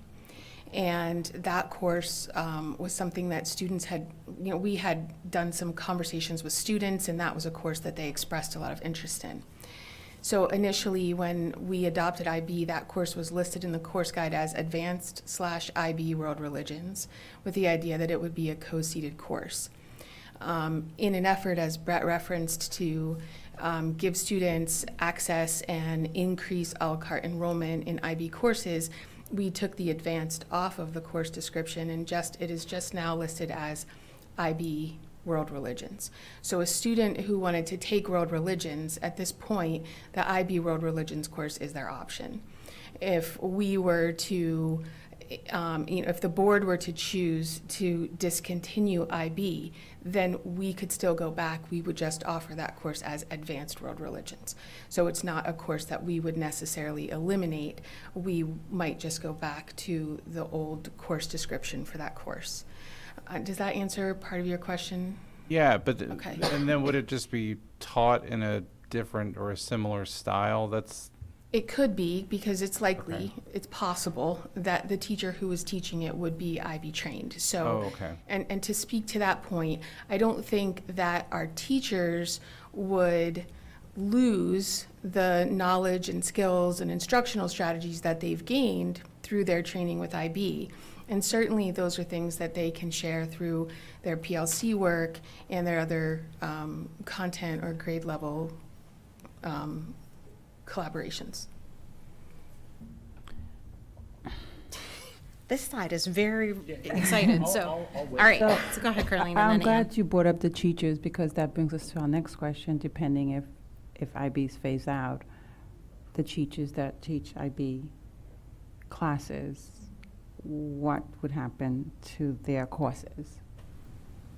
So we would work with our department coordinators, looking at our course offerings to determine what courses it would make sense for students to select if the IB program is phased out. And preliminarily, it would seem that we have several options for each course, with the exception of one maybe, where we have a variety of options that our school counselors could work with students to help them select from. And some of them are AP courses, some of them are advanced courses, depending on the subject that we would be looking at. Does that answer your question? Okay. Ann? So between 2021 to 2021-22 to 22-23, there's a big jump in students. In a la carte, you're talking about? Yeah. What accounts for that? That's when we started transitioning some of our advanced courses to IB courses. And am I correct that if you're enrolled in the a la carte, you can't then be like, I love this, I want to do the diploma, because you've missed that window? That's likely. So like there's excitement, but it's like, oh, right? Like I am not there. That's possible. That's possible. God. But clearly you're going from 52 to 130 to 219, 77 to 144 to 194. But that could be It could be that change. students would like to have weighted credit for that subject. And so they might make a choice based on what courses are available for weighted credit. So I'm going to ask you to peer into the mind of a student and help me understand what other challenges or barriers to like joining the diploma program they would see. So like, who are students who are like, yeah, this program seems really cool, and like, there's a lot of things I like about it, but I'm not interested in doing it because X, Y, and Z. The barrier is all the course offerings that we offer. Kids want to take what they want to take, when they want to take it, and you're locked in IB. You got to take certain courses, and it doesn't allow you to take other options. Right, and so you're like signing up to take TOK, which is like, it's a double block, right? And then like it's Double year. 2 year. 2 year, right? And so like, and we've only had one run section of it ever. So like you're locking yourself into that block for 2 years. And that's a big commitment if you think, oh, I might want to take these other courses as well. And the same would be true for the higher level courses, which are 2-year courses. Now, a student isn't required. If I take IB in 11th grade, I'm not required to take it as a senior. However, a higher level course is a commitment to a 2-year course. In addition to TOK, any higher level course would also be a 2-year commitment. Okay. So if you are taking band and you have an IEP and have to have study skills, that takes out options for these 2-year programs and classes, because it's like there's just not enough room. Is that right? It just makes it more difficult. I've seen Dr. Schreiber work around, because band was one of the big ones. We have a lot of students that are in band and choir, and I've seen her work around those electives. Some of your other ones, CTC, when you start getting to 2 years and that sort of thing of those, that could be difficult. Like I've seen her work around those, but again, like Mr. Johnson saying, just that variety and when they want to sample and take that is kind of the bigger impact. The dramatic increase in the a la carte, though, is noteworthy too, though. Okay, Debbie? You've been waiting. Yeah, I'm good. You sure? Yeah. Okay.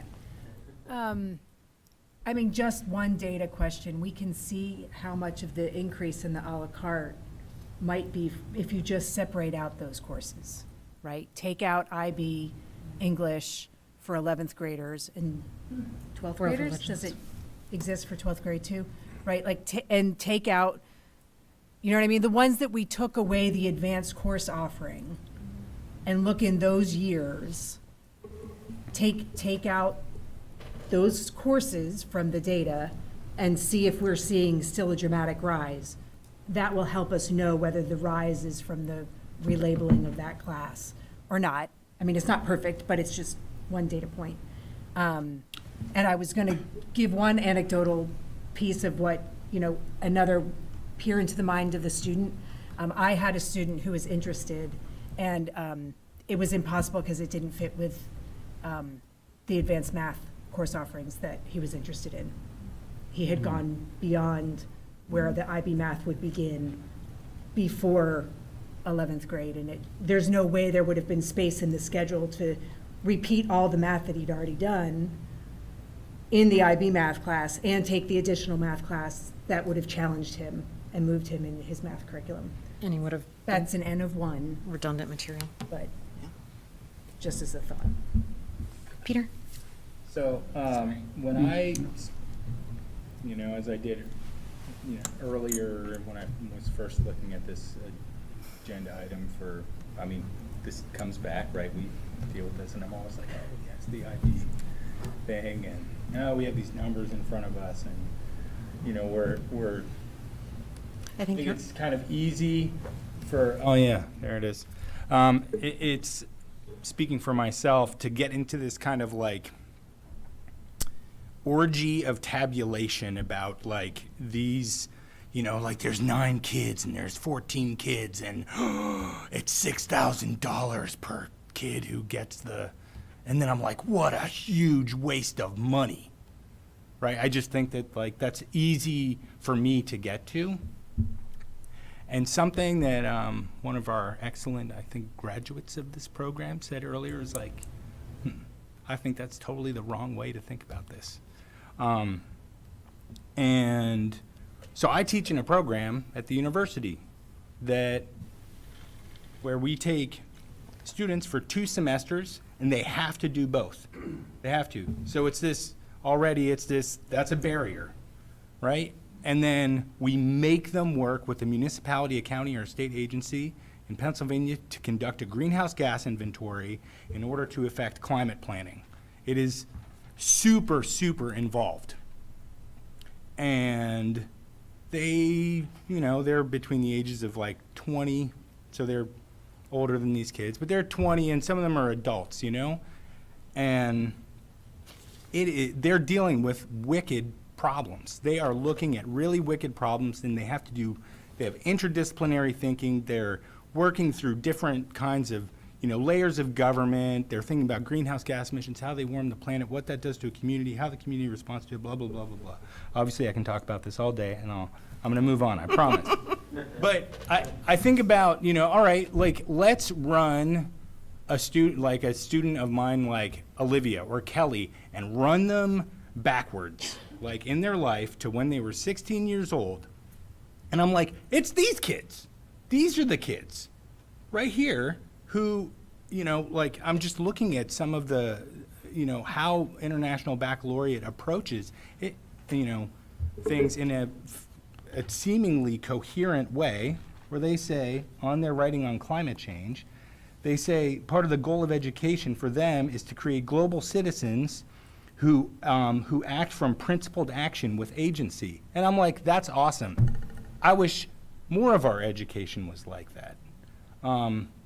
So I don't know that I'm like, yay, funded to the max or anything like that. I mean, I'm just making a kind of observation. And what we've heard from students is that, the kind of agency and the way the experience that they have in the program matters a lot. And look, I want super citizens. That's what I want, super citizens. I want people who are engaged in the world and who are going to help us deal with these huge, wicked problems. It sounds to me like they're more likely to do that if they're in this program than the alternative. No offense to the rest of the programs in the district, of course. But, like, this seems very valuable to me. I'm caffeinated. So I don't think the question is about whether the IB program is valuable. It's a world-renowned program. We know that. The question is, are there other courses and programs that would strike the interest of our students that students might be more interested in, that you would have the numbers? There's a lot of desire for teachers to teach other courses, but because of what they're locked into with less numbers, lower numbers, that they're unable to do. Or the district, as far as remediation for the students that are struggling in our school, whether there is avenues that they could take or teach or gain access to that we're not offering that we can use. So I think that is the question. I mean, it is our job to evaluate every program. That's why we have the under 12 policy to approve by board, because we know that there's dollars and funds that are associated with that. And based on our budget, we make those decisions. So I just think we need to be careful about the utilization of our teachers and how to best use them in teaching courses that strike the interest of the most, that get the most bang for our buck. Can I foil that for just that, or like just so one of the things that I see here is we had 219 students enrolled in at least one IB class, at least one. So I would say that it was because we got rid of advanced English. So those students that were in advanced English are now, in order for them to get an advanced course, they had to take IB. And that was itself a little bit of a yeah, situation. It's a little bit of a situation. Right.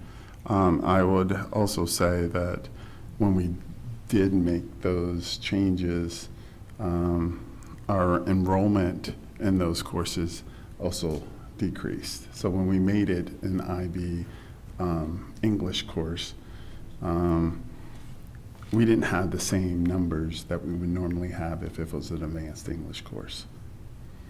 So there's been some drawbacks to making these changes. Of course, we were trying to develop interest at the time into those courses.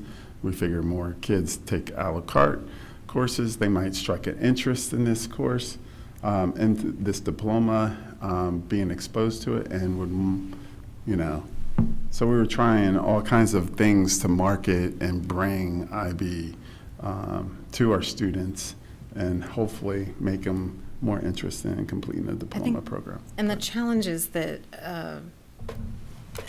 and I'll make my overall comments later, but just in this interplay, in the attempt to try and get students to take an a la carte class to pique their interest in potentially doing the diploma, the challenge is most of the IB classes are not going to be taken by students until 10th or till 11th or 12th grade. Like, there's only a handful that they would take before they might have to, they would start theory of knowledge, because they have to start theory of knowledge in 11th grade because they have to do it for 2 years. So, like, for example, my one of my children is taking IB economics, but he is a junior and he would never have taken IB economics sooner than that. Very unlikely, right, to take that class in 10th grade. I'm sure that we have some super high achievers that may do that. He's pretty bright too, but They're not allowed. But he's still, oh, they're not allowed, right? So yeah, they say, look, so there's not really that opportunity to wet their whistle, so to speak, to get them to then sign up for the theory of knowledge. So just really, as much as I know that there's been attempts to promote it, there's this hard place where they don't really have an opportunity to experience it before they have to make that big commitment all the time. I know there's still some ways to expose them. Yeah, Maya.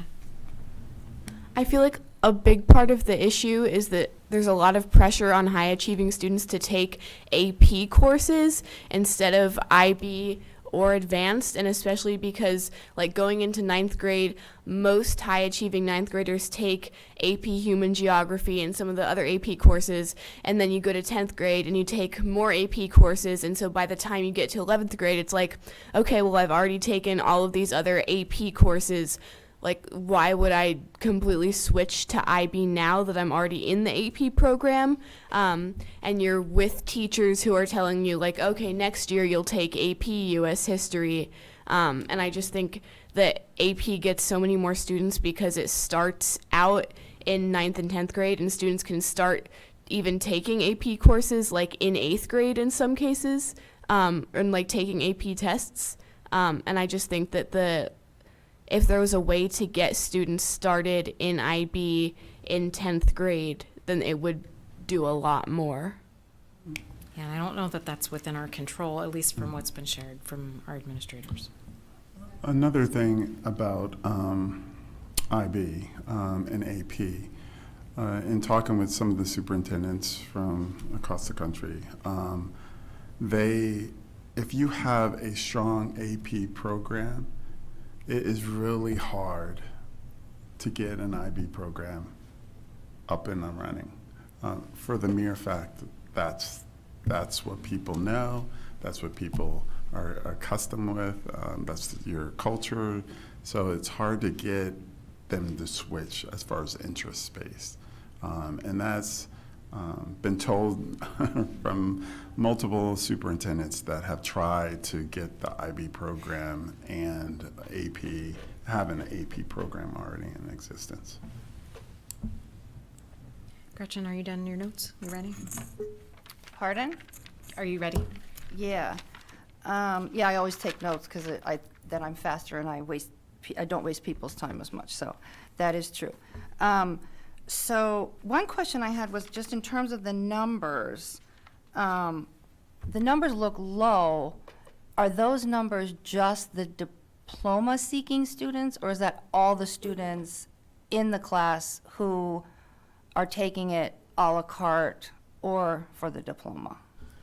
The first chart is just students who are enrolled in the IB diploma program enrollment. So those are students who are committed to TOK and to the 2-year courses in an effort to earn the diploma. Mm-hmm. Okay. And then the second chart is students who are just taking a course a la carte. The number of students who are taking at least one IB course a la carte. Okay. And then the other question I had was,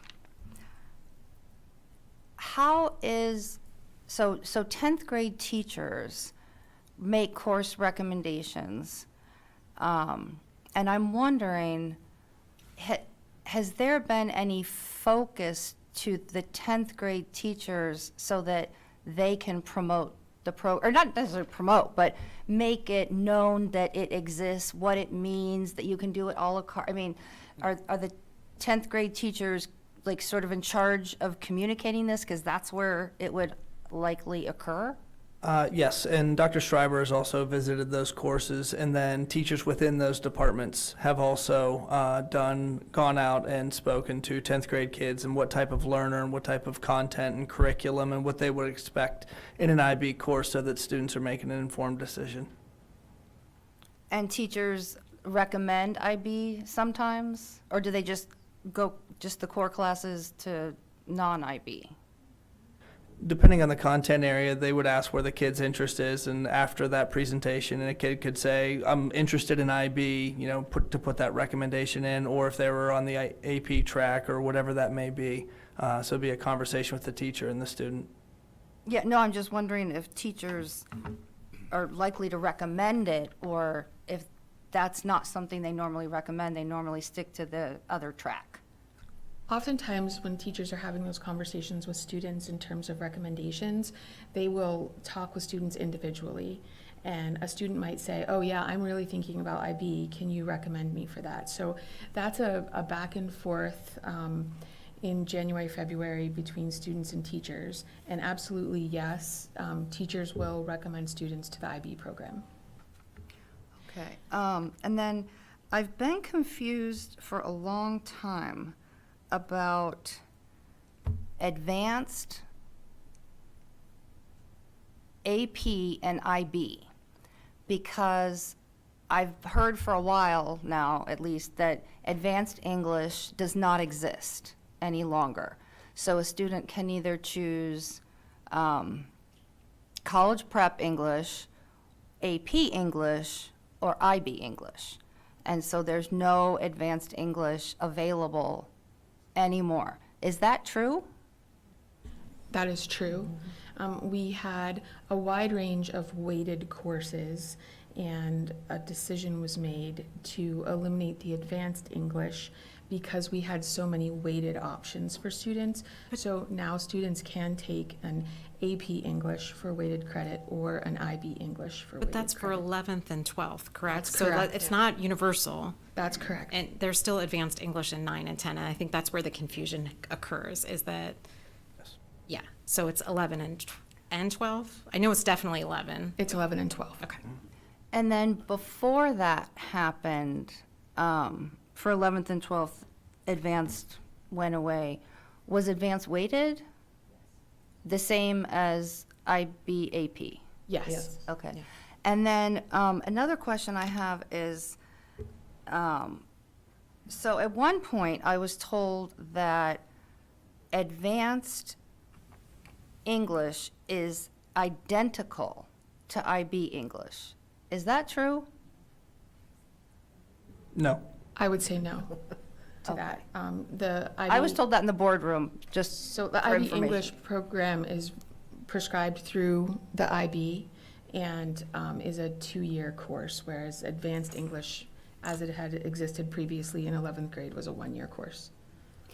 And then for students who, so there's IB, for the co-seated, there's students who are not IB diploma, and then they're a la carte, and then there's the students who are seeking the diploma, and they're co-seated in a class, and are they, so do they have the same assignments, number of assignments, content? Is everything the same? Yes, if it's whether the kid's taken the course as an a la carte or as diploma, that course is the same. And a student who is an IB diploma student would likely have connections to their theory of knowledge class, because the other IB classes that they're taking connect back to theory of knowledge. So there might be some additional connections that those students would have when they get to their theory of knowledge class. Okay, I've heard from students that there is assignments that the IB diploma-seeking kids have to do that they don't have to do. So something is a little confusing there, but that's okay. I think I might be able to answer that. That might have to do with how an IB course is co-seated. So in an English class where you have, 200 students taking that course, that would be different from a situation where we might have 2 students, for example, who are taking an IB language class, and they might be co-seated in a class with 17 other students. And in that situation, for example, we might co-seat an AP and an IB course. Students who are enrolled in the AP would not have to complete the same assignments that an IB student would complete in that specific situation. We would have to look at specifically how many IB students are in the co-seated course and how many other students are in that same course, and that would get to the heart of that question. That makes sense, yep, because I knew it was happening and I didn't know why, because I'd not heard that here. So, but yeah, that sort of explains that. The other thing that I wanted to point out is that, so I was on the board when we voted to start the program. And it wasn't all that long ago. It takes a while for programs like this to be implemented, and then the communication to families and students, and so all the training, it takes a while. So it seems a little premature at this point, in my opinion, to abandon it already, especially with the COVID interruption, because so many communications were harder during COVID, and so I would guess that there was also fewer, kids who were learning about it because there's fewer conversations that are happening. So between, all that, it just seems like it's pretty premature to abandon it already. And then also that, oh, now I forgot my last thought. This is why I write things down.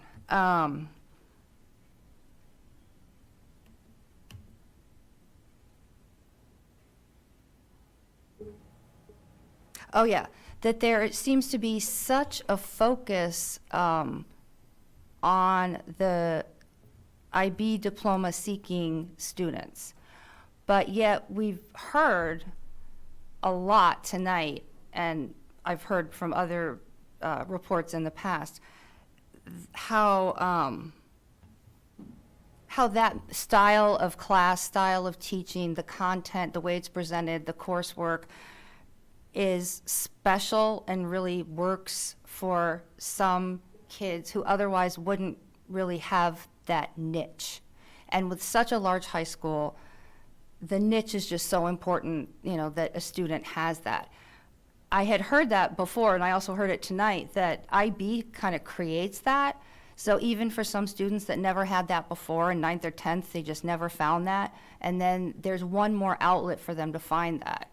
And so just considering all of our focus on mental health, I was sort of thinking, well, yeah, the numbers do seem low, but then why are we focusing on the low numbers of diploma finishers, considering that many more students benefit from this in such ways that it can, and I think often does, affect the trajectory of what they end up being interested in after they graduate, or what major they end up in college, or so much, even with just one, because they are so content rich. And we heard about the depths of these courses, and I'll leave it at that. But I think it's premature to do that, and that if we could maybe look at other districts who have successfully implemented both AP and IB programs, because there are districts that have done this successfully, and then maybe borrow some of that and see if that would affect our program. So in other words, it's just, in my opinion, it's very premature to have this on the table already. And thank you so much for coming tonight and for your answers. It makes a lot more sense now, so thank you. If you don't mind, I'm going to take a turn and then I'll come back to you. Is that okay? Thanks, Maya, for your participation tonight. So a couple questions, comments, and maybe a request for some different type of information that might be helpful.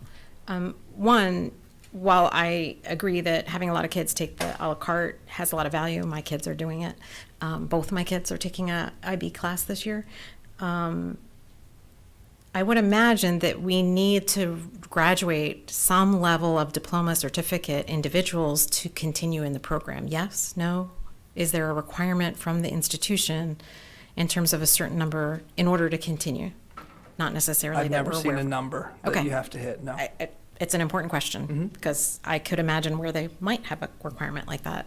So that's good to know. I guess the other question I would ask is, it might be helpful because we're looking at this program over a 5-year period. We have some sunk costs in our initial trainings and sign up in the program and stuff like that. So I think if we're going to look at things from a financial perspective, if we could gather that data just as part of our whole picture. I know that might be hard to tease out and it might be just a rough estimate, but that would be helpful in a, orders of magnitude sense of like how much we've put up in the upfront costs of getting it started. And then I think the conundrum is what these numbers don't show, and that it's hard for us as board members to wrap our heads around. And what I'm hearing as one of the challenges is around staffing and co-seating. And we've talked about co-seating oftentimes at the board and in relation to the under 12 policy, class size policy. And I think there are instances, at least anecdotally, and granted it's totally anecdotally, that I've heard, and there's instances where co-seating has worked really well, like in an AP and an IB course where there's some slight adjustments a teacher has to make, but generally they're covering very similar content. And then there may be some other cases where it's a little more challenging and more complex.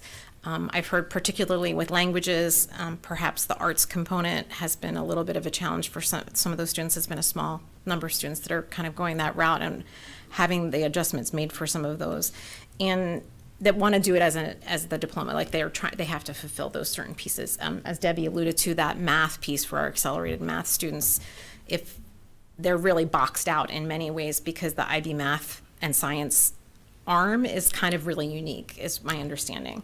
So I don't know what data to ask for about that, other than perhaps some examples of what co-seating plays out as, whether like in the realm of history, we've got an AP course that's co-seated, I'm just making it up, with IB, and it's about 50-50, versus we've got this language class that's like 75 AP and 10% because I think that's something we do have to think about, is the I don't know if burden is the right word, but the challenge we put on teachers' plates with the co-seating, and then how does that constrain us, as to Mr. Johnson's point, in terms of what other courses we can offer.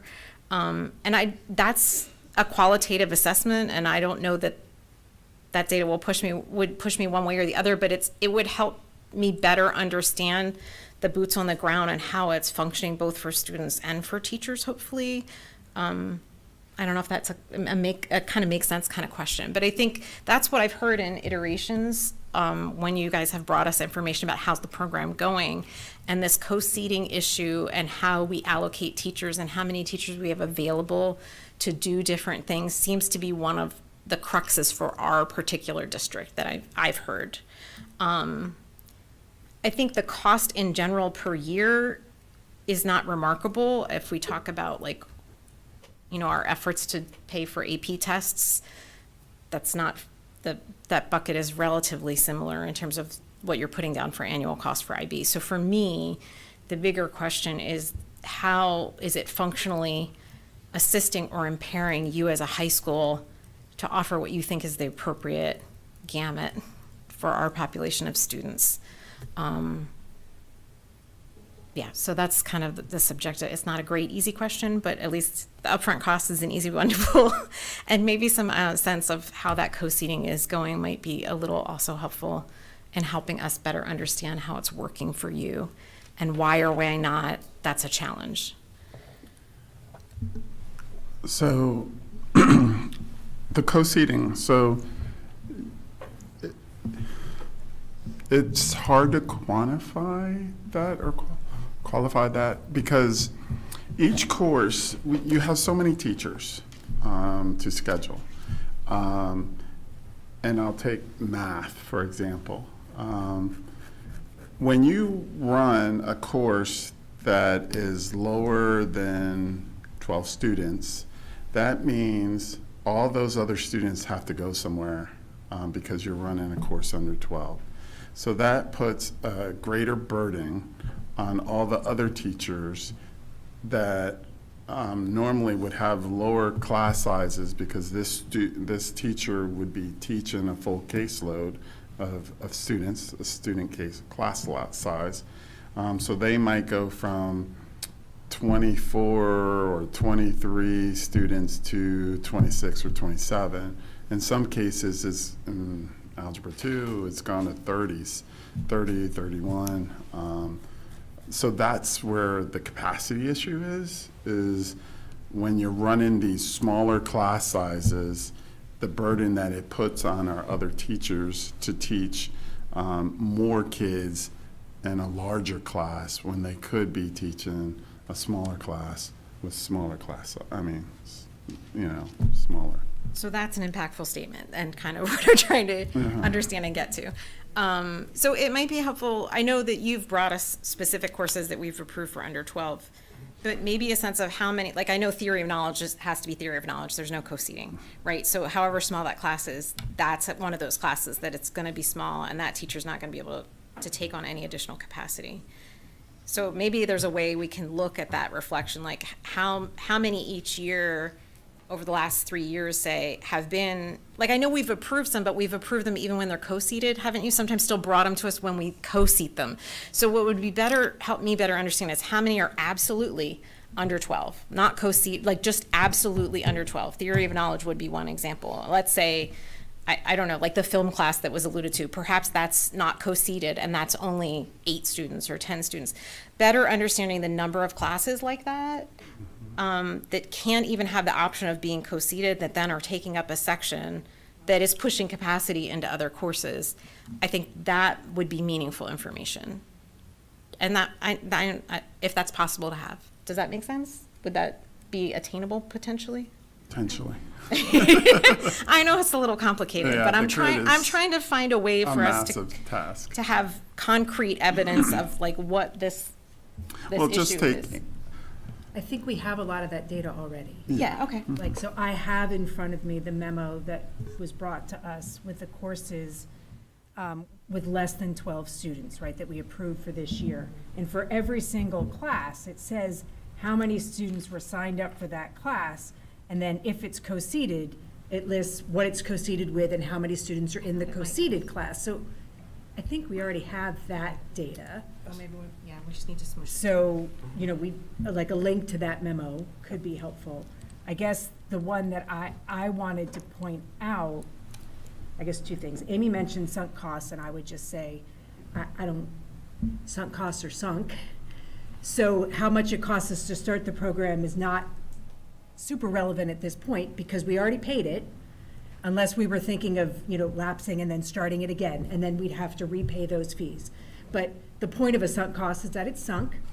And even if we put a lot of money into it in the past, if the choice now, moving forward, is to eliminate it, then that's the choice. I'm not saying that I'm advocating for it, but that's the whole point of a sunk cost. That said, what I wanted to bring up as far as resources, what Curtis said was really important, what Mr. Johnson said was really important, but also in this year in particular, we had to hire a half-time math teacher to support the low enrollment IB math course. That was resources that we couldn't hire that teacher to do something else, or we couldn't hire a counselor to provide additional counseling, or we couldn't put towards mental health resources. So I think the IB program is excellent, and I am super swayed by all the students that talk to us about it. I don't want to get rid of it, but we can't do everything that we want to do and we can't do everything well. So sometimes we have to make hard choices. And if keeping a program means we can't put resources in another area, what we've been elected to do and what we ask our administrators to give us recommendations about doing is where will those resources be most impactful? Where can we touch the most students? If it's smaller class sizes, maybe distributing the smaller class sizes into more classes and not just a couple of IB, like that might be the better choice. I don't know if it is. I'm not advocating for it tonight, but I'm just saying this is what we have to think about. And it's hard, and we know it's hard, and we don't want to get rid of things, but sometimes that might have to be the choice. I'll stop now. Peter? So I think, so something I would want to know is where in the curriculum across the grade levels that IB touches, there is a comparable level of interdisciplinarity or transdisciplinarity, right? That is the clear benefit or clear focus of this program.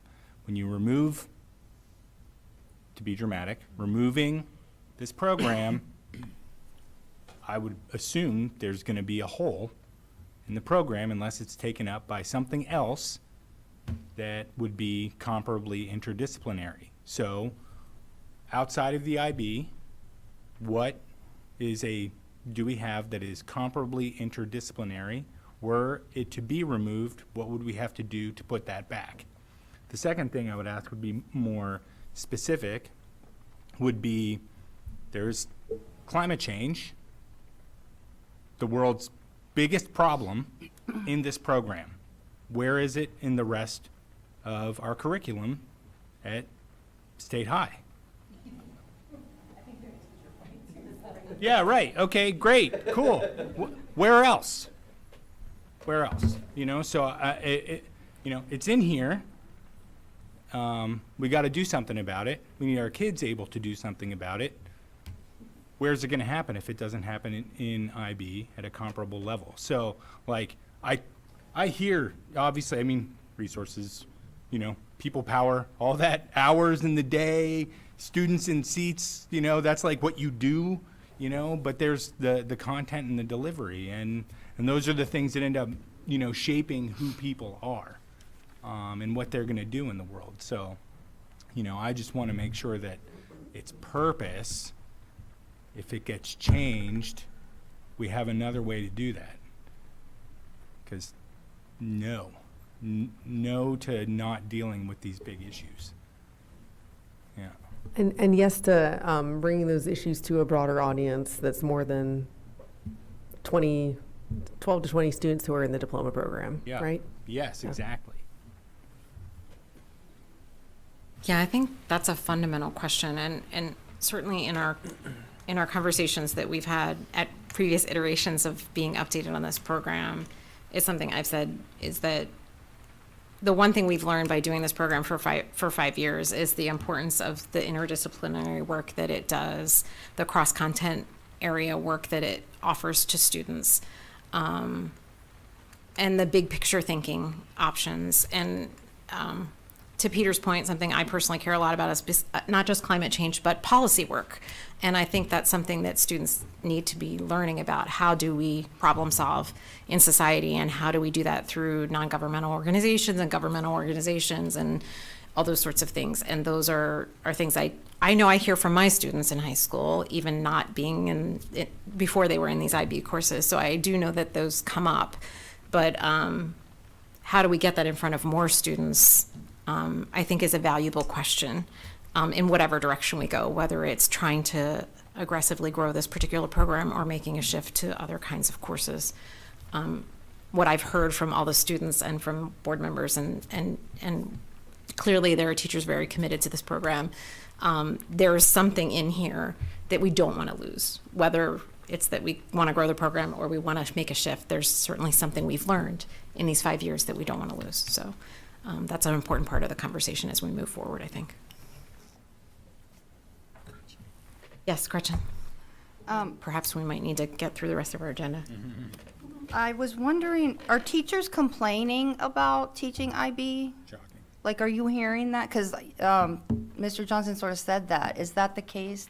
IB teachers are complaining about it? They don't like it? I got a couple of people nodding their heads. They don't like the co-seating because it's 2 preps in 1 class. So that's the issue. Okay.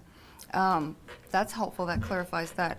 And then I just wanted to say, in response to what Deb was saying, in terms of money that's not spent on IB if we get rid of it, and then all the things that you described we could do, we don't know what that money would be spent on, and so it seemed odd that you were assuming it would be spent on something that was somewhat.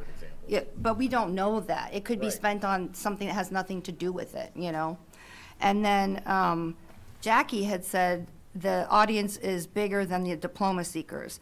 And that was why I made my comments earlier about how we need to think about all the students who are taking these classes, not just the diploma seekers.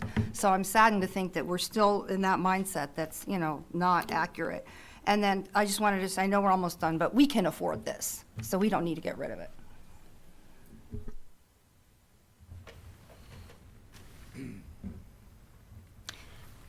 I think there's a difference between the costs to be participating in the program, and we always talk about opportunity costs and other costs. So yes, financially, that number is not huge. I don't discount that. I think there's a lot more complexity here for us to navigate through. And I don't know where my brain is at this point. And in all honesty, it's really a challenge. So I really appreciate you guys and sharing all the information, your willingness to seek out some more information, and we'll kind of keep trying to move forward on this. Thanks very much for your patience. Okay. Still in committee of the whole, we're going to try and tackle our last item, which is facilities. And this is a Mount Nittany Elementary final design presentation, which I think is hopefully pretty straightforward. Mr. Brown is going to join us at the table for this. I know. Look, it's the floor plan. So, as they turn on the projector, I want to remind everyone that we're talking about a small addition, relatively small addition to Mount Nittany Elementary School. In addition to the floor plan that I'm trying to get brought up on the projector, I do have for you tonight a fly-through that has been prepared by Crabtree Roba. We need something lovely. Thank you. You're welcome. So someone would hit the lights to scene 3. Thank you, Mr. Dietz. Mr. Dietz is everywhere. All right. And now we'll go ahead and... What do you mean they can't open up my fly-through? Are you kidding me? Womp, womp, womp. Oh, here we go. This is not happiness.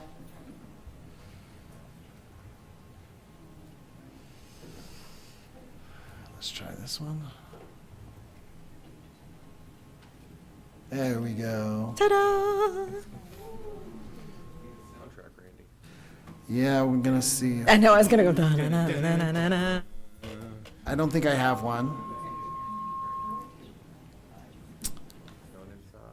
So this is into the new entrance to the addition. The stairs there, that will be a bit alternate. And just as a reminder, Coral Street, Radio Park, and Spring Creek all have, all have stairway cases similar to that. And then you can see the cafeteria.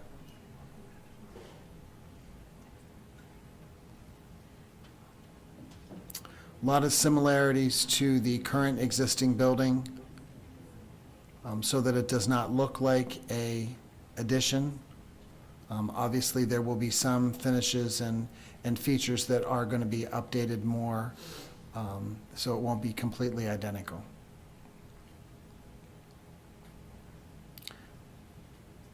And there's clear ties to our other projects, which is a nice touch. The lights that are similar to the high school, and yeah.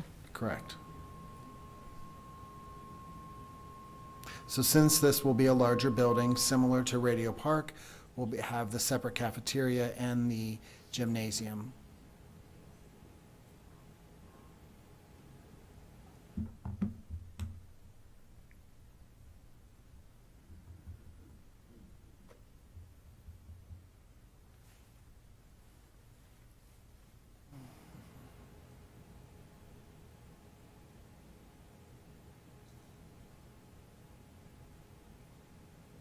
Display cases in the hallway.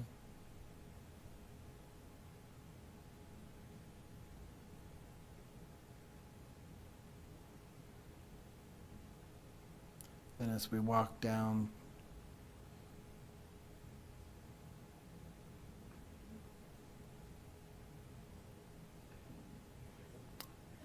I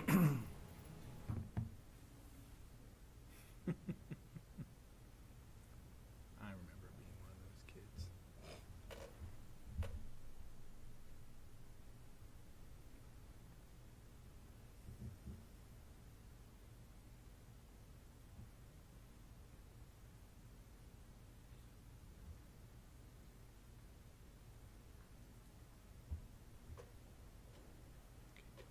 appropriate.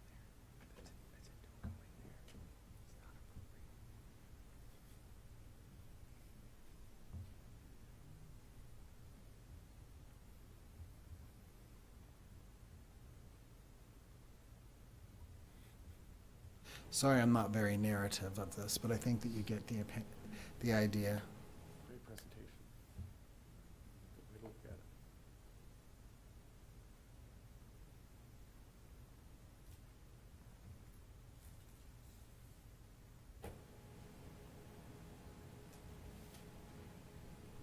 I think it's interesting they did the two-tone floors. That was a idea that we picked up on our tours for the middle school. There was a middle school we went to, and they split the hallways with different color flooring to assist the teachers in like coaching students down what side of the hall. And I think Jeff picked that up from the middle school. I mean, I know that's just the fly-through, but it was interesting that he had that there. Okay. So does anybody have any other questions? No, that's great. Okay. So we're looking to go out to bid mid-October. Okay. Who did that presentation? That was really nice. I'm sorry? Who did that whole Crabtree. presentation? They did the whole thing themselves? They did it? It was really nice. Yep. Okay. All right. Thank you. Yeah, they'll do. They've done it for some of the other projects too. Mm-hmm. I think the tech's come a bit of a ways since the last time we've seen a fly-through, but yeah, they've done that before. Okay, so that concludes the committee of the whole portion of the meeting. We now have an additional time for public comment. Is there anyone in person who would like to make a public comment at this time? Sorry. Yes, if you want to come to the podium. I just want to follow up on a lot of the discussion about the IB program. And I'm just curious, if Jen Schreiber was involved in a lot of these discussions, and we've reached out to other, high schools around the nation who have IB and how they dealt with AP and co-seating and things of that nature. I don't think this problem is unique to us. And I know living in Chicago for a long time, they were able to do that very successfully. And I wonder if so there are some lessons that could be learned from that. The other thing I would say is that 5 years is really not that long of a time, especially with COVID. I think you brought that up. These kids that graduated in the IB are just getting out and launching their careers out of college. We have no idea what they're going to be able to do and show and come back and share with the team here. And I think it'd be a real shame to get rid of this, at such a short time. You guys put such an investment in it, and, it seems like it deserves a lot more time to evolve and see what it could become. The other thing I'll say, and I come from a different part of the world. I'm out in industry, and, I've hired a lot of young kids out of college from all over the world. And I could tell you without hesitation that I struggle to find those kids who can think and tackle the complex problems that we have as a society, whether it be climate change in a manufacturing environment. We got kids that are really good at taking math tests and getting good AP scores and can do the mundane things in life. But the kids that really think on their own and challenge the establishment, they don't exist. I should say they don't exist, but we need more of them. And I think the IB, of what I've seen, they're able to do that. And I think this society, I know industry does, where I come from, I struggle to find kids who have the ability to think on their own. And I've seen the limited number of kids out of the IB program, including our own daughter, and I think it's a wonderful thing, and somehow I hope this board finds a way to continue it here at State College High. Because I think a lot of the U.S. is putting more emphasis on this, other ways to teach, other ways to think, other ways to help our kids learn to think. So we're going to be really critical for the future, and I think we need a cross-section of people who can join as a team and tackle those complex problems. So Thanks. that's all I got. Thanks. Appreciate your time. Anyone else here in person? Jennifer Black, Half Moon Township. My oldest child also was someone who took IB courses a la carte, I guess you could say, and unfortunately wasn't able to finish in class due to issues last year, but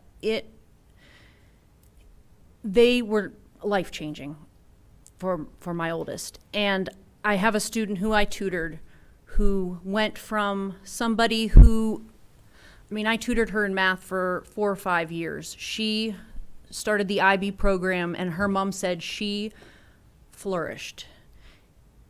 Whenever I hear people saying that we can't support this because of how it's going to negatively affect and be a burden to other teachers in the numbers,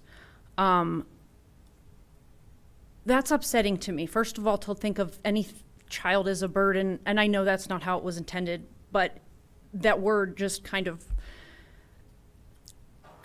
the thought of the starfish story where it comes to mind, where you can pick up only so many starfish, and they say, why would you do that? Because you can't get them all. Well, it made a difference for that one. And I think you can tell from all of the stories of the graduates and the parents and the students involved in this program how important it is. And you can't put a quantitative number on that. That's qualitative data right there that is giving you evidence that this works. And I really think it would be a shame if we didn't continue this any longer. Thank you. Thank you. Anyone else? Anyone online? Okay. All right. Then we're going to move on to the consent agenda, which includes several items we'll address in a single motion for approval. To facilitate questions, we'll go through each category individually. First up, approval of minutes. Any problems, challenges? Usually that's all okay. Consent agenda for finance personnel. We've got some physical fitness equipment maintenance, athletic sponsorship, an adjustment to Jean Canouse's contract to help us out while we're short some administrators, which we appreciate her stepping into that role, and some routine approvals. Anything? Yeah, Carlene? That's okay. I do have a quick question, and it's on the athletic sponsorship agreement. Looking at the contract, there was just something that was a little confusing to me on page 2. This is for football and varsity, but then the business logo, this paragraph confused me. Business logo shall appear on all digital ticketed events or the tickets. Like, is it the events or the ticket, like digital ticket events? Any event that requires a digital ticket. So it's the event we're talking about. Correct. And so this is also for girls volleyball, field hockey, and everything else. But it says that it was basically for football and wrestling. So does everybody get this addition? Or I was confused that why is it for the winter sports and all these other events when it was basically, the memo said it was for football and wrestling? It's for all of them. The memo should have included all of them. Okay. It was just a miss on my part. Okay, thank you. Sure. That's all. Okay. Anything else? Yeah, Gretchen? Thank you for asking that, Carlene, because I had noticed that as well, and I was curious. So, this would also include physical plant questions. Is that right? under consent agenda? No, we haven't gotten to that part yet. Okay, so just the number 12. My question within number 12 is, this is the second time, right, that we voted on Jean's contract? This is an amendment to, she had Oh, it's an two. amendment. It says She had two addendum. contracts. This is an amendment to her second contract. Okay, I was just curious, was there like additional things that the district needed from her? Yes, it was the filling in for Mr. Jonathan Jonathan Klingeman. Klingeman being away. It was it's Oh, filling, the right, right, filling right. in I for- read that. I'm sorry. Yes. Anything else in finance personnel? Okay. Instructional programs, we have an exchange student and travel. Great.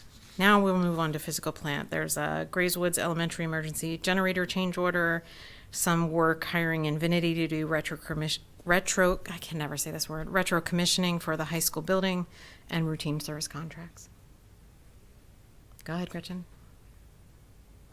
Yeah, with the retro commissioning for the high school building, I guess I was just surprised that we need to do this already. But then I looked at, like, it's going to save money and all this. I mean, what's the typical cycle for when, you know, a new building needs to have this be done? Mike, are you online? Yeah, so that's highly subjective. And when I say that, it's because it depends how well the controls contractor did getting sequence of operations correct in the programming, which is something that's often, I don't know if you say overlooked, but not looked at as in detail during the commissioning process when the building is opened. So, you know, it's a lot of just helping us, you know, adjust programming to really optimize, optimize our energy savings. And then we have an allowance in there. Like I said, we'll have to engage our controls contractor for programming changes, as well as we may have to add some more sensors here or there, so we have, you know, a more accurate representation of, you know, air temperature, water temperature, that sort of thing. And what triggered this? I mean, were you noticing, Mike, that there were problems in the high school, or I want to be careful. bills about that the were high, or problems you that know, whose look like idea? Where did this come opportunities. from? A lot of it's what started because I'm doing continuous commissioning, typically at about every couple weeks. I'm going through one of the schools and just kind of going through page by page, and I find stuff and I make notes, and it's something that Infinity does, and they're really good at it. So we had them take a look, and they were able to find more opportunity than I found. So we kind of took a look at it and collaborated, and that's what we come up with. Okay, so it sounds like there's not some major set of problems that happen. This is just a cycle. Okay, that was kind of what I was. There are no major equipment problems. Okay. Everything is operating. We're just we want to make sure it's optimized. Good to hear. Thank you. Peter?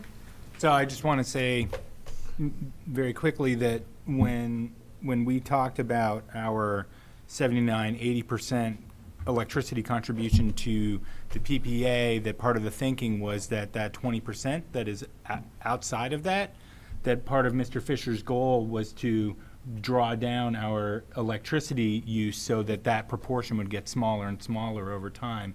And this commissioning is part of that proportion that I think of as being outside of the PPA, so that we're getting as much solar electricity into buildings and less dirty grid electricity into our buildings. So thanks so much, Mike, for doing this.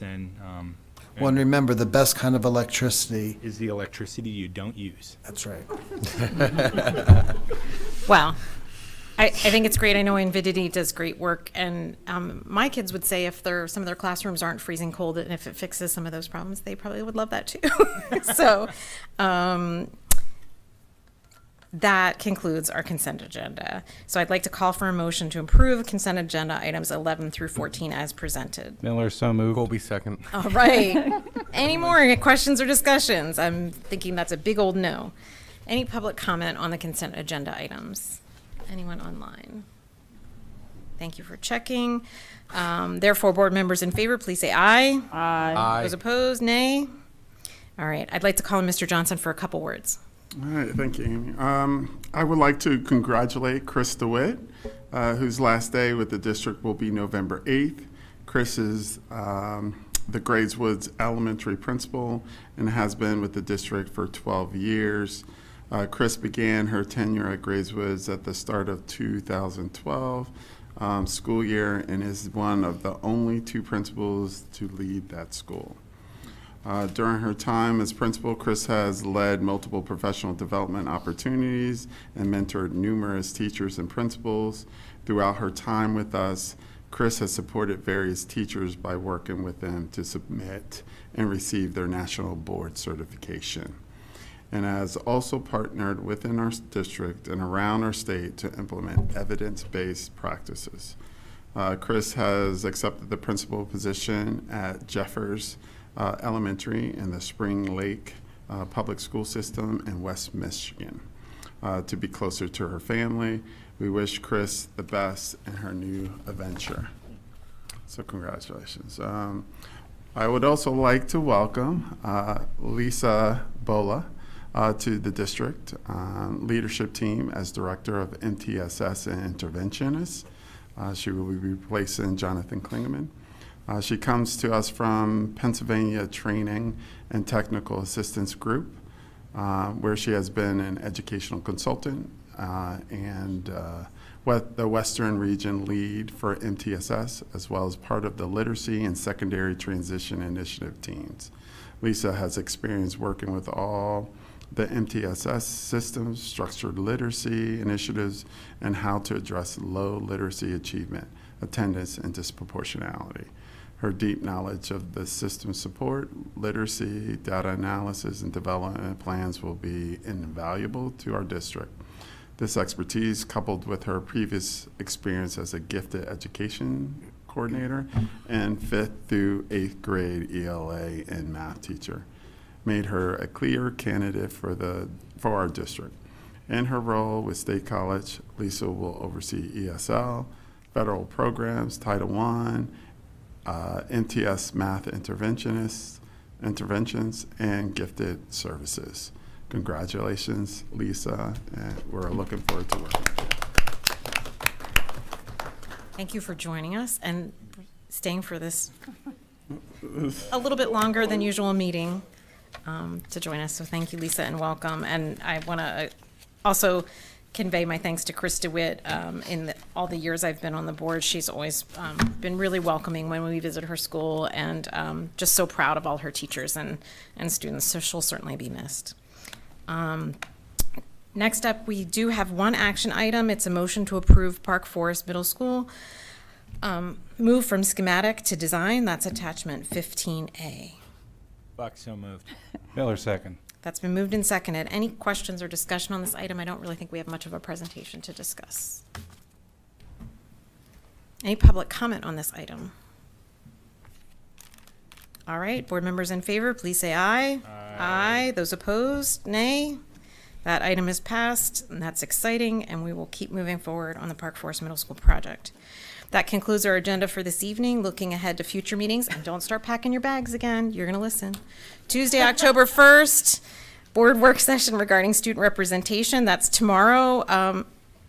I believe that we're meeting at the Delta Building. Yeah, it's at 7 p.m. That's okay. I'm just double checking before I say it. So tomorrow at 7 p.m. at the Delta Building, we'll have a work session with students regarding student representation. Tuesday, October 15th, we have, as mentioned, the board coffee and conversation with the community. That's 8 a.m. at Pump Station. That's 103 Bowl Avenue in Boalsburg. Tuesday, October 15th, we have Policy Development Committee. That'll be at 1:30 here in the Panorama Village boardroom. There were some rumors about an October 17th facilities CAC, so check our website for that. And Monday, October 21st, there's a regular board meeting here in the Panorama Village boardroom at 7 p.m. And with that, I will adjourn the meeting of the State College Area School District Board of Directors to exec session. Sorry, gang. Regarding personnel, it will be brief. Have a good evening, everyone. Thank you.